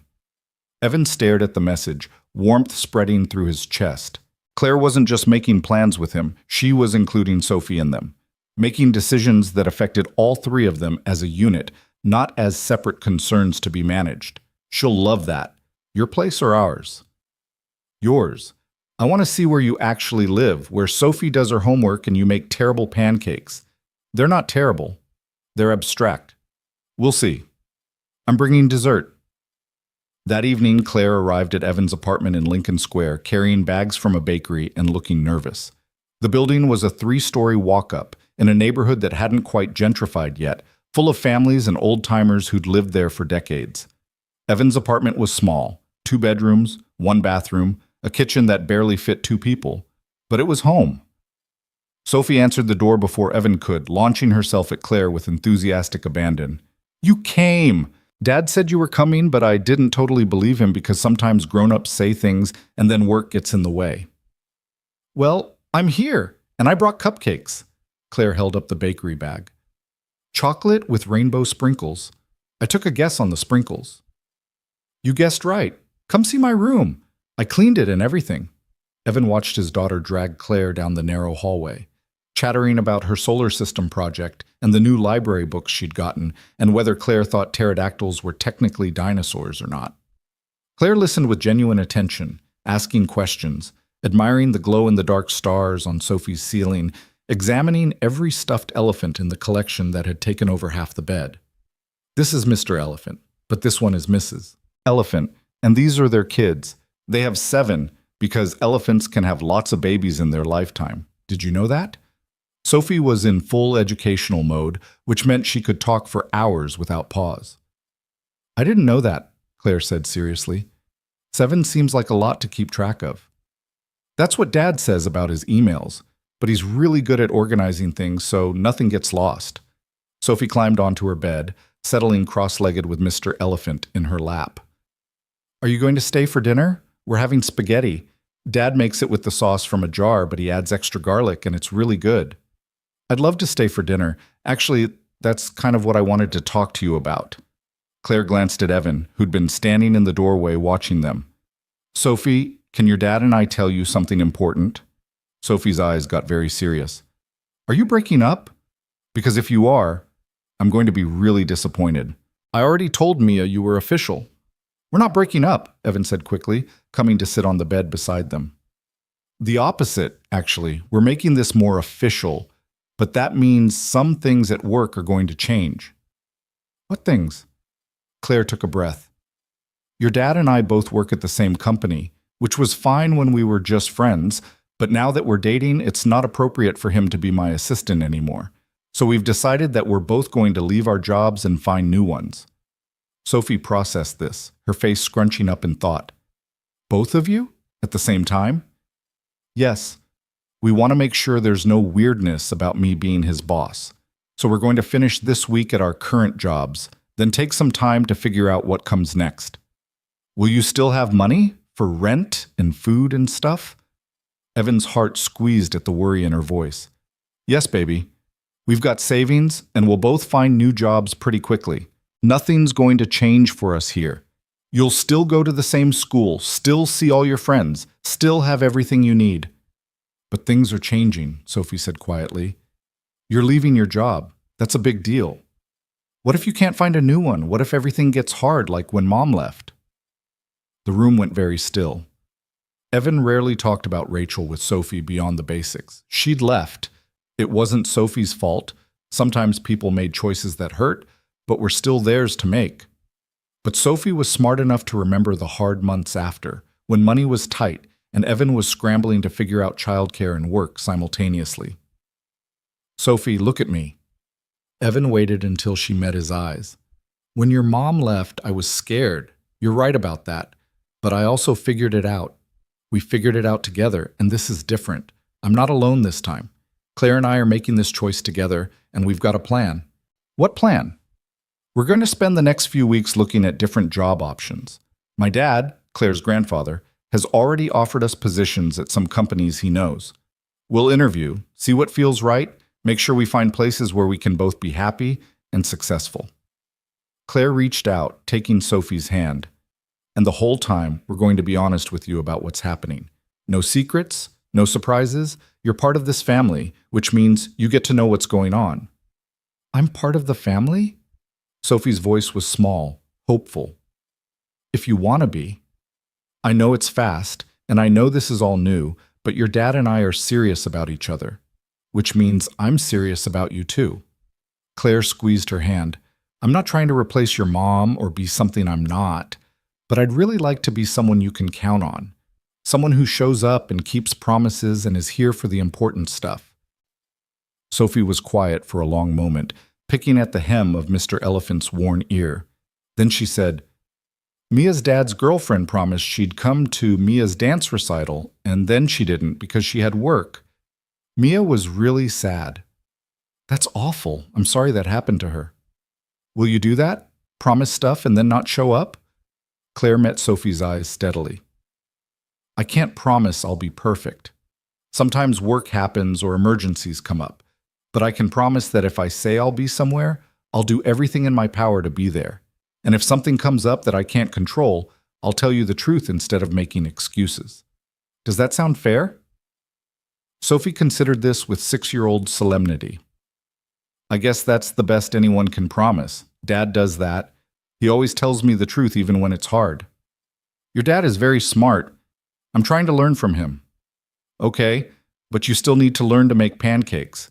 The good kind, not the abstract kind.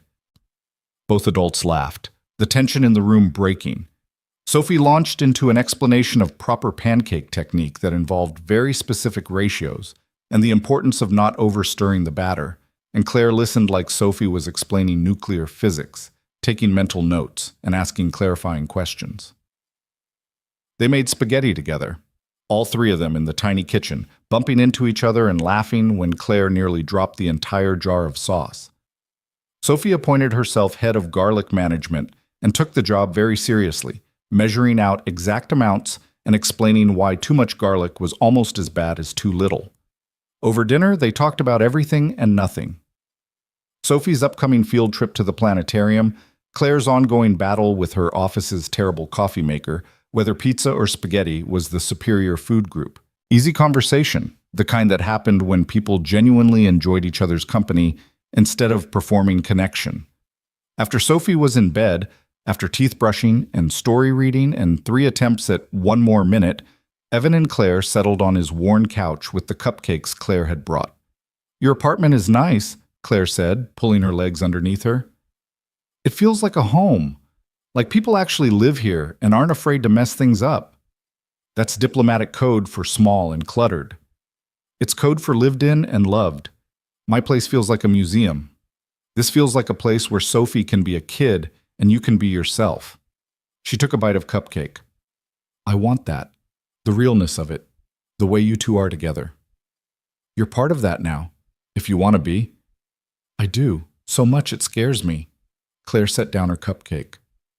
I keep waiting for the other shoe to drop, for you to realize I'm too complicated or too damaged or too much work. That Sophie deserves someone simpler. Sophie deserves someone who shows up, who's honest, who genuinely cares about her and doesn't just see her as an accessory to me. Evan pulled Claire closer. She likes you, really likes you. That's not something she gives easily. I like her too. She's amazing, Evan. Smart and funny and so incredibly perceptive. The way she asked about promises and showing up, she's been hurt before. By her mom leaving, by people not following through. She's protecting herself. And you understood that. Didn't dismiss it or make false promises, just gave her honesty. Evan kissed her temple. That's all she needs. All we both need, really. Someone who shows up and tells the truth. They sat in comfortable silence, eating cupcakes and watching the city lights through Evan's living room window. After a while, Claire said, I talked to my dad today about his job offers. He's got 3 companies willing to interview us both, a consulting firm in the West Loop, a private equity group downtown, and a startup accelerator in River North. What did you tell him? That we'd think about it, that we needed to figure out what we actually wanted instead of just taking the first option. Claire turned to look at him. What do you want, Evan? If you could do anything, build any career, what would it look like? Evan had spent so many years not asking himself that question, focusing on stability for Sophie, on making enough money to get by, on being responsible instead of aspirational. But sitting here with Claire, actually being asked what he wanted, the answer surprised him. I want to work with people, not just numbers. Want to build something that matters instead of just maintaining someone else's vision. And I want hours that let me actually be present for Sophie. Make it to her school events and help with homework and not constantly choose between career and family. He laughed self-consciously. Probably sounds naive. Sounds honest and important. What about going independent, consulting on our own terms? That's terrifying. Also potentially amazing. We're both good at what we do. We've got connections, experience, your dad's network. We could build something from scratch, make our own rules, or crash and burn spectacularly. True, but at least we'd crash together. Claire grinned. Come on, where's your sense of adventure? I left it somewhere around the time I became a single parent. Adventure and stability don't usually coexist. Maybe they should.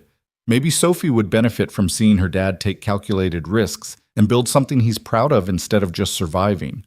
Claire's voice was gentle but challenging. I'm not saying we jump without a net. I'm saying we consider building our own net instead of relying on someone else's. Evan thought about that, about what it would mean to actually go independent, to build a consulting practice from the ground up, to have control over their hours and clients and focus. It was risky. It was also exactly the kind of thing he'd always wanted but never believed was possible for someone like him. We'd need a solid plan, financial runway, clear service offerings, target clients. We could develop all that. Take the month to research, strategize, test the market. Your dad could probably point us toward initial clients willing to take a chance. Claire was getting excited now. He could hear it in her voice. Think about it. We could focus on exactly the kind of work we're good at. Skip the office politics and bullshit. Actually help businesses instead of just generating billable hours. You've thought about this. I've thought about little else since Saturday. What our lives could look like if we built them intentionally instead of just accepting what's handed to us. She turned to face him fully. I know it's scary. I know you've got Sophie to think about, but I also know you're brilliant at what you do, and you've been underutilizing yourself for years because you needed stability. Maybe it's time to bet on yourself. On us, you mean? On us. Partners. In business and life. The idea settled into Evan's chest, simultaneously terrifying and exhilarating. Going independent. Building something together. Actually creating the life they wanted instead of just managing the one they had. Okay, he said finally. Let's explore it. Research what it would take, run the numbers, see if it's actually feasible. But Evan, if at any point it looks like this would put Sophie at risk, we pivot. Her stability comes first. Agreed. Sophie's well-being is non-negotiable. Claire kissed him softly. But I think we can build something good here. Something that works for all three of us. They stayed up late planning, throwing out ideas and concerns in equal measure. By the time Claire left at midnight, they had the skeleton of a business plan, consulting services focused on organizational development and change management, targeting mid-sized companies looking to scale sustainably, leveraging both their expertise and James's network for initial clients. It was rough and incomplete and probably overly optimistic. It was also the first thing in years that made Evan feel like he was moving towards something instead of just away from failure. After Claire left, Evan checked on Sophie one more time. She was sprawled across her bed, Mr. Elephant clutched tight, her lips moving slightly in sleep like she was having an important conversation with dream people. We're going to be okay, Evan whispered. All three of us. I promise. He just hoped it was a promise he could keep. The next 4 days at Whitman Consulting were the longest of Evan's life. He and Claire moved through their professional routines with practiced precision, documenting processes, transitioning clients, preparing their teams for the changes coming Friday. To the outside observer, they were the picture of ethical professionalism, cordial, efficient, maintaining appropriate boundaries. But underneath, Evan felt like he was holding his breath, waiting for something to go wrong, for someone to challenge their plan, for reality to prove that leaving stable jobs to start something from scratch was the reckless choice everyone probably thought it was. On Wednesday, Margaret called Claire. Evan only knew because Claire emerged from the call looking shaken, her careful composure cracked around the edges. She apologized, Claire said quietly, standing in the doorway of Evan's cubicle. Really apologized. Said she'd been projecting her own fears onto us. And it wasn't fair. That she spent 40 years trying to prove she belonged in my father's world and forgot that maybe she didn't need to. That maybe being herself would have been enough. That's big. It's terrifying. My mother doesn't apologize. She strategizes, manipulates, controls, but she doesn't admit she was wrong. Claire's hands were shaking slightly. She said she wants to support us, whatever we decide to do, that she'll use her connections to help us get started if we want to go independent. Do you believe her? I don't know. Part of me wants to, but part of me keeps waiting for the catch, the condition, the way she'll twist this into something that serves her purposes. Claire leaned against the cubicle wall, suddenly looking exhausted. Is it terrible that even when she's trying to be supportive, I can't fully trust it? It's honest. Trust gets rebuilt slowly. She's going to have to prove she means it. Yeah, that's what my dad said too. He called right after to make sure I was okay. Apparently, he and my mother had a serious conversation about boundaries and letting me live my own life. He thinks she's genuine this time. That Saturday night really shook her. What do you think? Claire was quiet for a long moment. I think she saw herself in us. The way people judged her for marrying my dad, the way his family looked down on her for being just a secretary. She spent decades trying to distance herself from that, becoming exactly what they said she could never be. And in the process, she became them. The people who judge and exclude and decide who's worthy. That's a hard thing to realize about yourself. It is, but at least she's trying. Claire managed a small smile. Baby steps, right? She's not going to transform overnight, but maybe over time we can build something real, an actual relationship instead of just performance and obligation. You deserve that, a mother who actually sees you. We both deserve families who support us instead of controlling us. Claire glanced around the office, colleagues pretending not to watch them, the familiar space that would soon be part of their past. 2 more days. Are you ready? Evan thought about the resignation letters they'd both drafted, the meetings scheduled with HR, the careful exit strategy they'd planned. As ready as I'll ever be. You? Terrified, excited, completely uncertain about everything. She laughed softly. So yeah, ready. On Thursday evening, James Montgomery invited them to dinner at his home, a stately graystone in Lincoln Park that managed to feel elegant without being cold. Unlike Margaret's carefully curated spaces, James's house showed signs of actual life. Books stacked on side tables, reading glasses abandoned on the couch, photos of Claire at various ages covering every available surface. Sophie came with them, her eyes huge as she took in the grand entryway and sweeping staircase. This is like a castle, she whispered to Evan.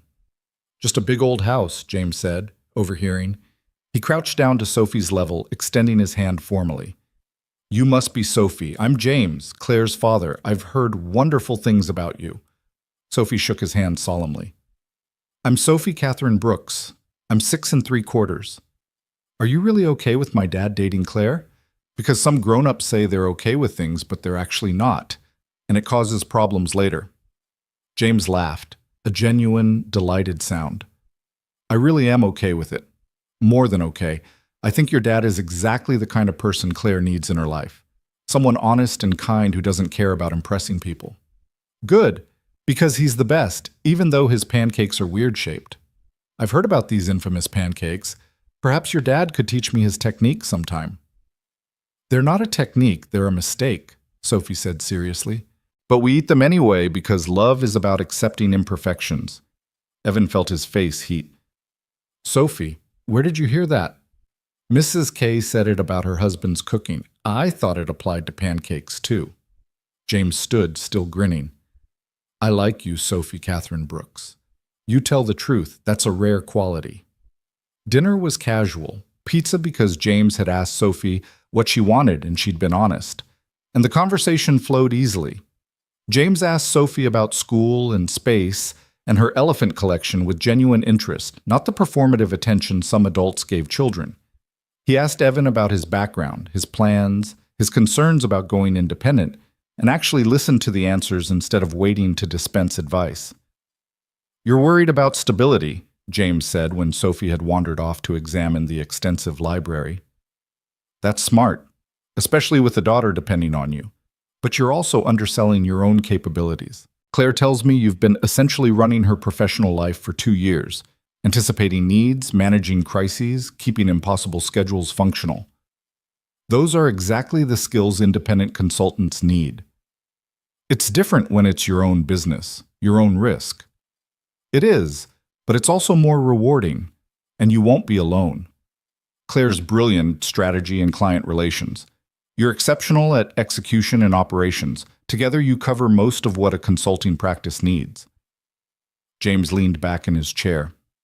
I've been in business for 40 years, built 3 companies from the ground up, watched dozens more succeed and fail. You want to know what makes the difference? What? Partnership. Real partnership, where both people bring complementary skills and actually trust each other. Most business partnerships fail because of ego or unequal investment or fundamental misalignment of values. You two don't have those problems. You've already proven you work well together. You've already chosen each other despite significant obstacles. That's the foundation that matters. And if we fail, Evan asked quietly, if 6 months from now we're scrambling for clients and burning through savings, then you'll find jobs and try again later. Failure isn't fatal, Evan. It's just information. The only real failure is not trying because you're too afraid of what might go wrong. James smiled. Besides, I'm not planning to let you fail. I've already lined up 3 potential clients interested in organizational consulting. They're willing to give you first projects based on my recommendation. That should carry you through the initial months while you build your own pipeline. Evan felt something tight in his chest loosen slightly. Why are you doing this? Helping us? Because I spent too many years watching my daughter dim herself to meet other people's expectations. And because you make her happy in a way I haven't seen since she was a kid, before the pressure and performance became her default mode. James's expression turned serious. Also because I failed her. Let Margaret control too much. Didn't push back when I should have. This is me trying to make up for lost time, supporting the choices Claire's making for herself instead of for us. When Sophie returned, dragging a book about constellations she'd found, James spent the next hour reading to her and explaining star patterns with the patience of someone who genuinely enjoyed teaching. Evan and Claire sat together on the couch, watching this man who'd been mostly absent from Claire's emotional life, trying to build something with Sophie, and Evan felt the strange sensation of family expanding, not replacing what had been lost, but growing into something new and unexpected. Friday arrived with unseasonable warmth, the kind of November day that felt like a gift from the weather gods. Evan wore his best suit, the navy one he saved for important presentations, and tried to ignore the way his hands shook slightly as he straightened his tie. Sophie had insisted on coming to the office after school to witness the big moment, as she put it. Mrs. Kozlowski picked her up at 3 and brought her to Whitman, where she sat in the lobby reading her constellation book and charming the receptionist with facts about Orion's belt. At 4 o'clock, Evan and Claire walked into the managing partner's office together. Robert Chen, no relation to Rachel from HR, was 60-something and shrewd, with the kind of calm demeanor that came from decades of managing crises. He gestured for them to sit, his expression giving nothing away. I assume you're here to submit formal resignations, he said without preamble. Yes, sir. Claire placed her letter on his desk, and Evan did the same. Effective today, we've completed all client transitions and documented our ongoing projects. Our teams are prepared to absorb our responsibilities. Robert didn't pick up the letters immediately. Instead, he studied them both with that unreadable expression. You're both excellent at what you do. Losing you is a significant loss for Whitman. I want to be clear about that. We appreciate everything this firm has given us, Claire said carefully. The opportunities, the growth, the relationships. This isn't about dissatisfaction with Whitman. It's about avoiding a conflict of interest now that you're in a personal relationship. I'm aware. Robert finally picked up the letters, scanning them briefly. Rachel filled me in. Also, half the office has been speculating about you two for the past week, so the secret's not exactly secret. We apologize for any disruption. Don't. Robert held up a hand. You're handling this exactly right, recognizing the ethical issues and removing yourselves from the situation before it becomes problematic. I respect that. Many people in your position would try to hide the relationship and hope no one noticed. That didn't seem like an option given how public things became at the gala, Evan said. No, I suppose not. Margaret Montgomery doesn't do anything quietly. Robert's expression softened slightly. For what it's worth, I think you're both making a smart choice. Not just ethically, but professionally. You're too talented to stay in supporting roles forever. And Claire, you've been ready to make partner for over a year, but the politics kept getting in the way. Claire looked surprised. I didn't know you thought that. Because I couldn't say it without creating expectations I wasn't sure the board would fulfill. They're old-fashioned about some things. Prefer partners who are married with children, traditional family structures, conventional presentations. Robert stood, extending his hand first to Claire, then to Evan. But you two are building something on your own terms now. And between you and me, I think you'll do better independently than you ever would have here. You're not committee people. You're builders. They shook hands, accepted his wishes for success, and walked out of his office as former employees of Whitman Consulting. Just like that, 2 years of professional identity dissolved into the past. In the lobby, Sophie looked up from her book and immediately assessed the situation. Did you do it? We did it, Claire confirmed. Are you sad? A little, but mostly excited. Good.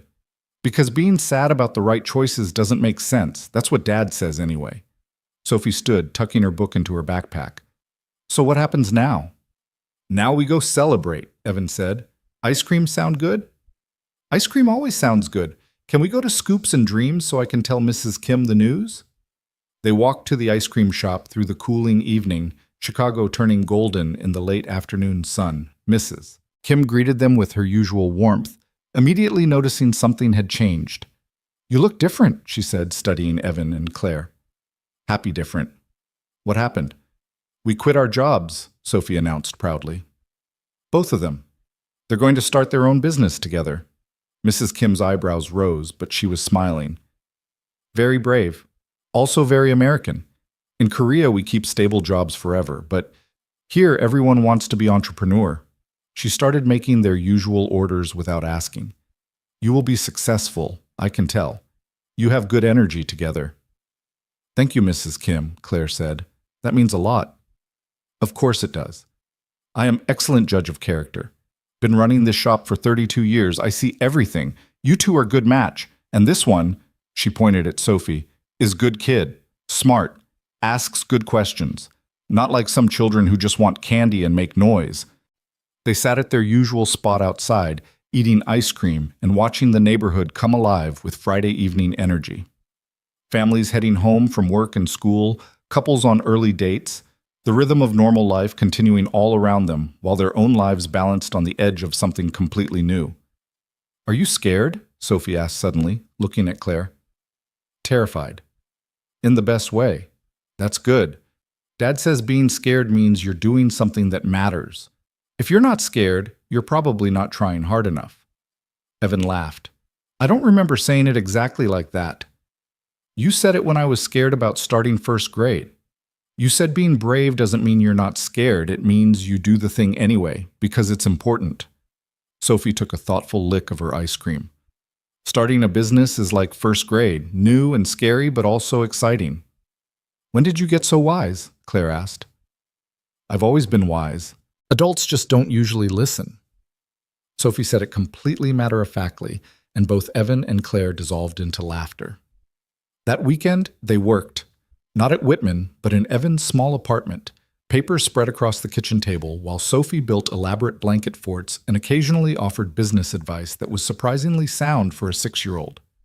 They refined their business plan, defined their services, identified target clients. James sent over the contacts he'd promised, 3 companies willing to commit to initial projects that would carry them through the first quarter. Margaret, true to her unexpected word, forwarded names from her foundation's network, women-owned businesses looking for consultants who understood their challenges. I still can't believe she's actually helping, Claire said, staring at the email from her mother. No conditions, no strings, just here are some contacts who might need your services. It's bizarre. People can change. Sometimes they just need the right wake-up call. My father staging an intervention at her own gala was definitely a wake-up call. Claire smiled despite herself. He told me yesterday that he's been too passive for too long. Let her control things because it was easier than confronting her. But watching her try to control me the same way made him realize he'd enabled it. How do you feel about that? Complicated. Grateful he finally stood up, angry it took this long, hopeful that maybe we can all figure out healthier patterns. She leaned back in her chair, rubbing her eyes. Family's messy, but I guess it's supposed to be. Welcome to the club. We specialize in messy but loving. Sophie emerged from her blanket fort kingdom. I'm hungry. Can we order pizza? Again? Evan asked. We had pizza twice this week. Pizza is brain food. You're doing important thinking. Therefore, pizza. Sophie's logic was unassailable. They ordered pizza and worked through the evening, Sophie eventually falling asleep in her fort, while Evan and Claire finalized their LLC paperwork and drafted their first client proposals. It was close to midnight when Claire finally closed her laptop and stretched. We're really doing this, she said softly. We really are. I keep expecting to feel more panicked. Instead, I just feel settled. Like this is what I was supposed to be doing all along. Evan pulled her close, kissing the top of her head. That's because you're finally making choices for yourself instead of performing someone else's script. We're making choices. Together. She tilted her face up to look at him. Thank you for being brave enough to push back when I tried to sacrifice unilaterally, for insisting we do this as partners. You would have done the same for me. I hope so. I'm still learning how to be in something equal. My parents' relationship was always tilted, and I didn't have good models for what partnership actually looks like. Then we'll figure it out together. Make mistakes, fix them, try again. Evan kissed her softly. That's the whole point. Building something we want instead of accepting what we're given. December arrived with snow and the organized chaos of actually launching a business. They filed the legal paperwork, set up a website, designed business cards. Evan's apartment became their temporary office until they could afford proper space. His kitchen table buried under proposals and contracts and the controlled mess of entrepreneurship. Sophie adapted to the new routine with remarkable resilience. Claire picked her up from school twice a week, giving Evan time for client calls. They all had dinner together most nights, sometimes at Evan's place, sometimes at Claire's, slowly merging their lives in ways that felt organic rather than forced. The first client project came through in mid-December, a mid-sized manufacturing company looking to restructure their operations.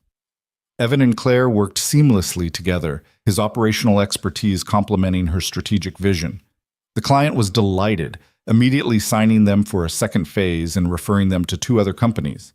By New Year's, they had 5 active clients and a pipeline that would carry them through spring. The money wasn't what they'd made at Whitman, not yet, but it was enough. More importantly, they were building something that felt authentic, work that mattered. Relationships with clients who valued their expertise rather than just extracting billable hours.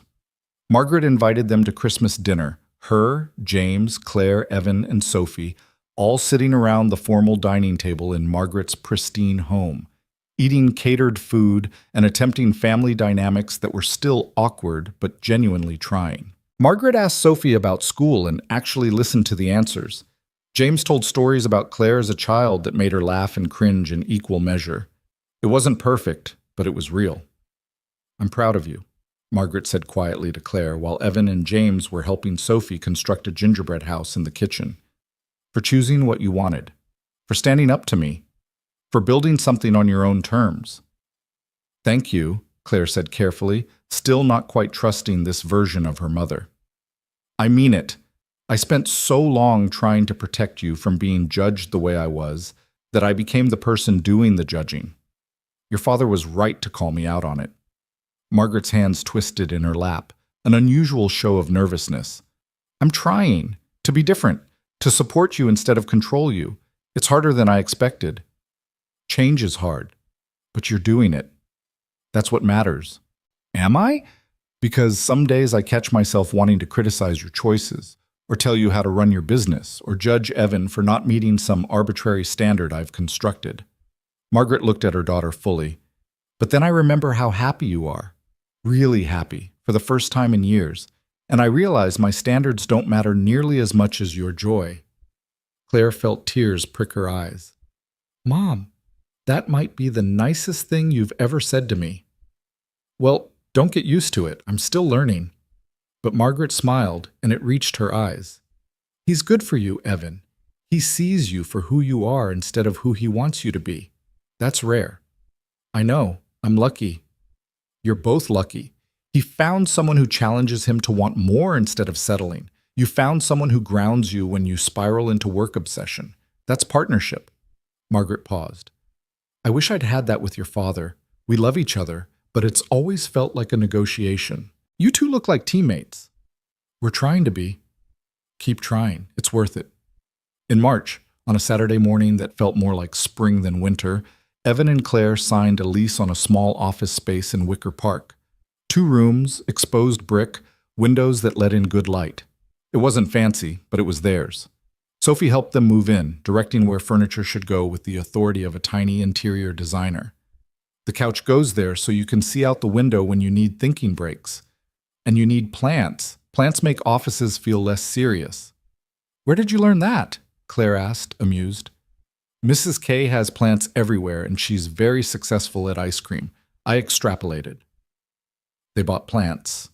They hung photos. Sophie's artwork, Chicago skyline shots, the 3 of them at the zoo on a random Sunday. They made the space feel like it belonged to them instead of just being a generic office. Their first official day in the new space, James stopped by with champagne and Thai food. Congratulations, he said, popping the cork, on building something real.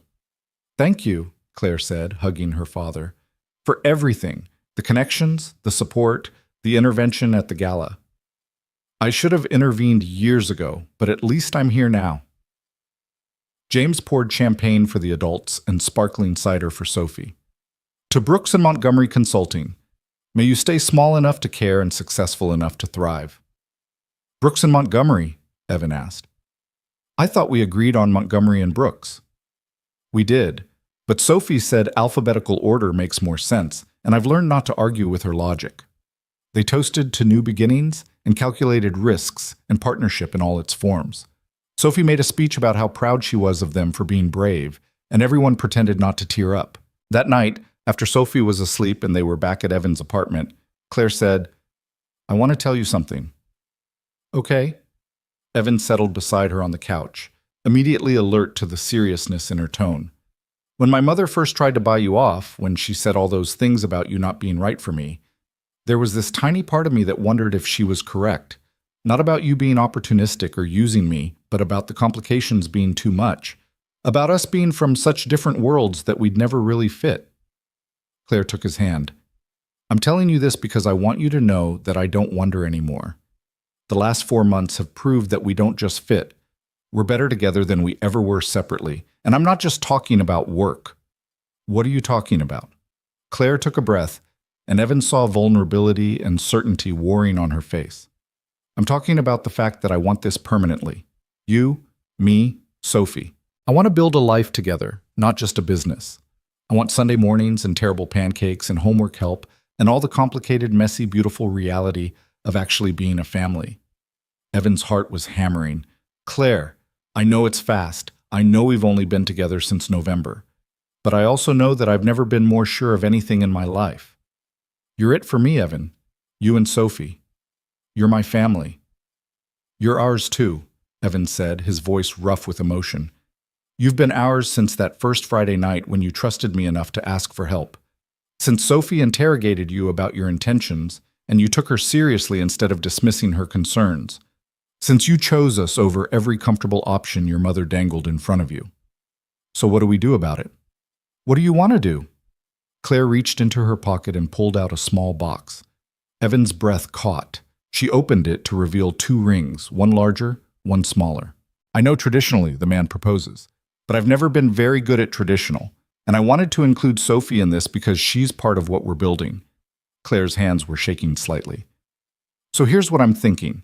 I ask you to marry me. If you say yes, we ask Sophie together if she'd be okay with me officially joining this family. And if she says yes, then we figure out the details from there. Evan stared at the rings, at Claire's hopeful, terrified face, at the future unfolding in front of him like a map to somewhere he'd always wanted to go, but never believed he'd reach. Yes, he said simply. Obviously, yes. Claire laughed, relief and joy breaking across her face. She slid the larger ring onto his finger. Simple platinum. Perfect. And Evan pulled her close, kissing her until they were both breathless and grinning. We should tell Sophie, Claire said, tomorrow. Is that too soon? She's going to lose her mind with excitement. Fair warning. Oh, I'm prepared for that. I've been practicing my pancake technique. I figure if I can master abstract breakfast food, I can handle anything. The next morning, they sat Sophie down at the kitchen table with serious expressions that immediately put her on high alert. What's wrong? Did the business fail? Are you breaking up? Did someone die? No, baby, nothing's wrong. The opposite, actually. Evan took her hand and Claire took the other. Claire and I want to ask you something important. Sophie's eyes went very wide. Are you getting married? We'd like to, but we wanted to make sure you're okay with it first. Claire squeezed Sophie's hand gently. Because this isn't just about your dad and me.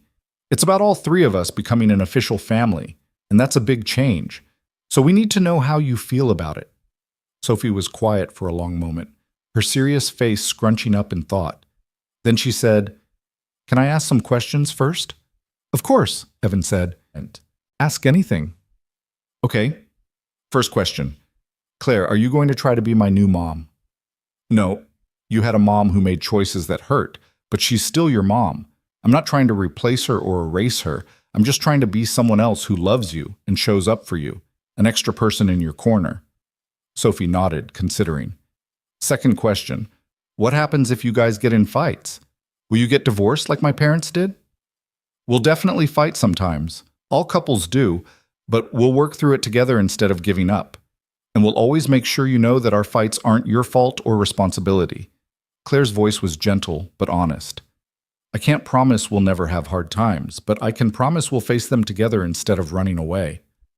Third question. Can Mr. Elephant be in the wedding? Both adults laughed, tension breaking. Absolutely, Evan said.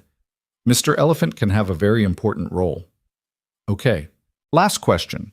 If I say yes, does that mean I get to help plan stuff? Because I have opinions about cake, and I think they should be heard. Your opinions will definitely be heard, Claire promised. This is your family too. You get a voice in how we build it. Sophie looked between them, her 6-year-old face carrying the weight of a much bigger decision. Then she smiled, wide and genuine and absolutely certain. Then yes, I want you to get married. I want us to be a real family. All three of us plus Mr. Elephant and the other elephants, and maybe we could get a dog eventually, but I know that's negotiable. Evan scooped her up, holding her tight while she giggled. Claire wrapped her arms around both of them, and for a moment they just stood there in the kitchen of Evan's small apartment, holding each other like they were the only solid thing in a spinning world. There's one more thing, Claire said, pulling back slightly. She retrieved the smaller ring from where she'd hidden it in her pocket. Sophie, this is for you. It's a promise ring. A promise that I'll show up and keep my word and love you for exactly who you are. You don't have to wear it if you don't want to, but I wanted you to have something that represents what we're building together. Sophie's eyes went huge. It's beautiful. Can I really keep it? It's yours, always. Sophie slipped the ring onto her finger. It was sized perfectly, Claire had checked, and held her hand up to the light, watching it sparkle. This is the best day ever. Can we get pancakes to celebrate? I'll make them, Claire said, and they'll probably be terrible, but we'll eat them anyway. Because love is about accepting imperfections, Sophie said solemnly. I taught you well. They made pancakes together. All three of them crowded into the tiny kitchen, making a mess and laughing when Claire's first attempt came out vaguely dinosaur-shaped. They ate them with too much syrup and strawberries, and Sophie talked nonstop about wedding plans and whether she could wear her burgundy dress or if she needed something fancier and what kind of cake was objectively the best. Later, when Sophie was at Mia's house for a play date and Evan and Claire were alone in the quiet apartment, Claire said, I can't believe this is my life now. 6 months ago, I was going on terrible dates to please my mother and feeling like I was slowly suffocating. And now I'm engaged and starting a business and part of something real. You built this. You chose it. We built it together. That's what makes it matter. Claire curled into his side on the couch. I keep waiting to wake up and find out it was all a dream. That I'm still at Whitman, still going through the motions, still trying to be someone I'm not. This is real. We're real, and we're going to keep building something that works for us instead of just accepting what we're given. Promise? Promise. They got married in May, on a Saturday morning in Lincoln Park, with Lake Michigan glittering in the background and Sophie serving as both ring bearer and maid of honor.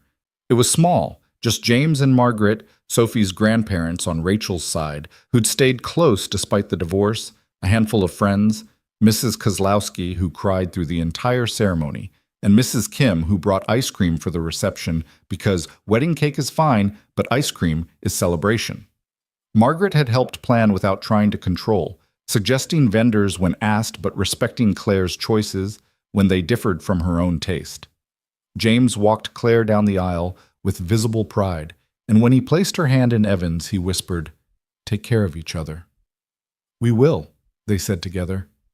Sophie's part came during the vows. After Evan and Claire exchanged their promises to each other, they turned to Sophie, who stood between them holding Mr. Mumshuts, elephant, and trying very hard not to cry. "Sophie," Claire said, kneeling to her eye level, "I promise to show up for your school plays and help with homework and make pancakes that gradually get better over time. I promise to listen when you talk and take your opinions seriously and never make you feel like you're less important than work or anything else. I promise to be someone you can count on, always. I promise to share my dad with you even though it's sometimes hard," Sophie said, her voice wobbling, "and to teach you about elephants and space and important stuff, and to tell you when you're being annoying because honesty is important in families, and to love you even when we disagree about things." There wasn't a dry eye in the small gathering. Evan pulled them both into a hug, his family, complete in ways he'd stopped believing were possible after Rachel left. The reception was at a restaurant overlooking the lake, casual and joyful, and exactly what they'd wanted. Sophie gave a speech that started with facts about elephant family structures and somehow circled back to why her dad and Claire were basically like elephant matriarchs forming a strong family unit. Everyone applauded like it made perfect sense. Margaret approached Evan during dinner, her expression softer than he'd ever seen it. "I owe you an apology. A real one. Not the half-hearted attempt I made at the gala." "Mrs. Montgomery, Margaret, please. We're family now." She took a breath. "I looked at you and saw everything I was afraid of. Someone without the right credentials or connections who might not be able to provide the life I thought Claire deserved. But I was wrong. You provide exactly what she deserves. Love and partnership and someone who sees her for who she is. That's worth more than any trust fund or family name." "Thank you. That means a lot." "It's the truth. And I'm sorry for trying to buy you off, for threatening your custody, for all of it. I was projecting my own fears and insecurities onto your relationship." Margaret glanced across the room to where Claire was showing Sophie how to fold napkins into swans. "She's happier than I've ever seen her. You did that, you and Sophie. You gave her permission to want something real instead of something impressive." She gave herself permission. We just supported her. "Don't sell yourself short. My daughter has been performing her entire life, trying to earn approval she already had. You helped her stop performing. That's significant." Evan followed her gaze to Claire and Sophie, their heads bent together over napkin swans, laughing when one collapsed into a vaguely bird-shaped lump. "She did the same for me. Helped me believe I deserved more than just survival. That wanting partnership and happiness wasn't selfish." "Then you're good for each other. That's what I should have seen from the beginning." Margaret touched his arm gently. "Welcome to the family, Evan, truly." By the time they cut the cake, chocolate with raspberry filling because Sophie had lobbied hard and her arguments were sound, the sun was setting over the lake in streaks of pink and gold. Claire pulled Evan onto the makeshift dance floor, and they swayed to music while Sophie danced circles around them with Mr. Elephant. "Happy?" Evan asked, kissing Claire's temple. Deliriously. "You?" "Yeah, I really am." He pulled her closer. "Thank you for that first Friday night, for trusting me enough to ask for rescue. Thank you for showing up, for keeping showing up, for being exactly who you are instead of who you thought you should be." Claire looked up at him, her eyes bright with joy and tears and everything in between. I love you, Evan Brooks, and I love the life we're building. I love you too, both of you, all of this. Sophie crashed into their legs, wrapping her arms around both of them. Can we dance together, as a family? So they did. The three of them on the dance floor, while Chicago turned golden around them and their small gathering of loved ones looked on. It wasn't the life any of them had planned. It was better. It was real. 6 months later, Brooks & Montgomery Consulting had 12 employees and a client list that kept growing. They'd moved into a larger office space, hired specialists to cover areas where they needed expertise, built something sustainable and meaningful. Claire was happier in work than she'd ever been, no longer chasing approval but creating value. Evan had found his place leading operations and client success, using all the skills he'd developed keeping Claire's professional life functional and applying them to actual business development. Sophie thrived in second grade, telling everyone who would listen about her two-parent household and her business owner parents, and how family was about choosing each other, not just biology. She and Claire had developed their own routines: Saturday morning pancakes where Claire's technique had genuinely improved, bookstore trips where they both got lost in different sections and compared finds over hot chocolate, quiet conversations about everything and nothing. On a random Tuesday evening in November, almost exactly 1 year after that first rescue text, they all sat around the dinner table in the house they'd bought together. A modest 3-bedroom in Oak Park with good schools and a backyard big enough for the dog Sophie was still lobbying for. I have an announcement, Sophie said seriously, setting down her fork. I've been thinking about this for a while, and I've made a decision. Evan and Claire exchanged glances, trying not to smile.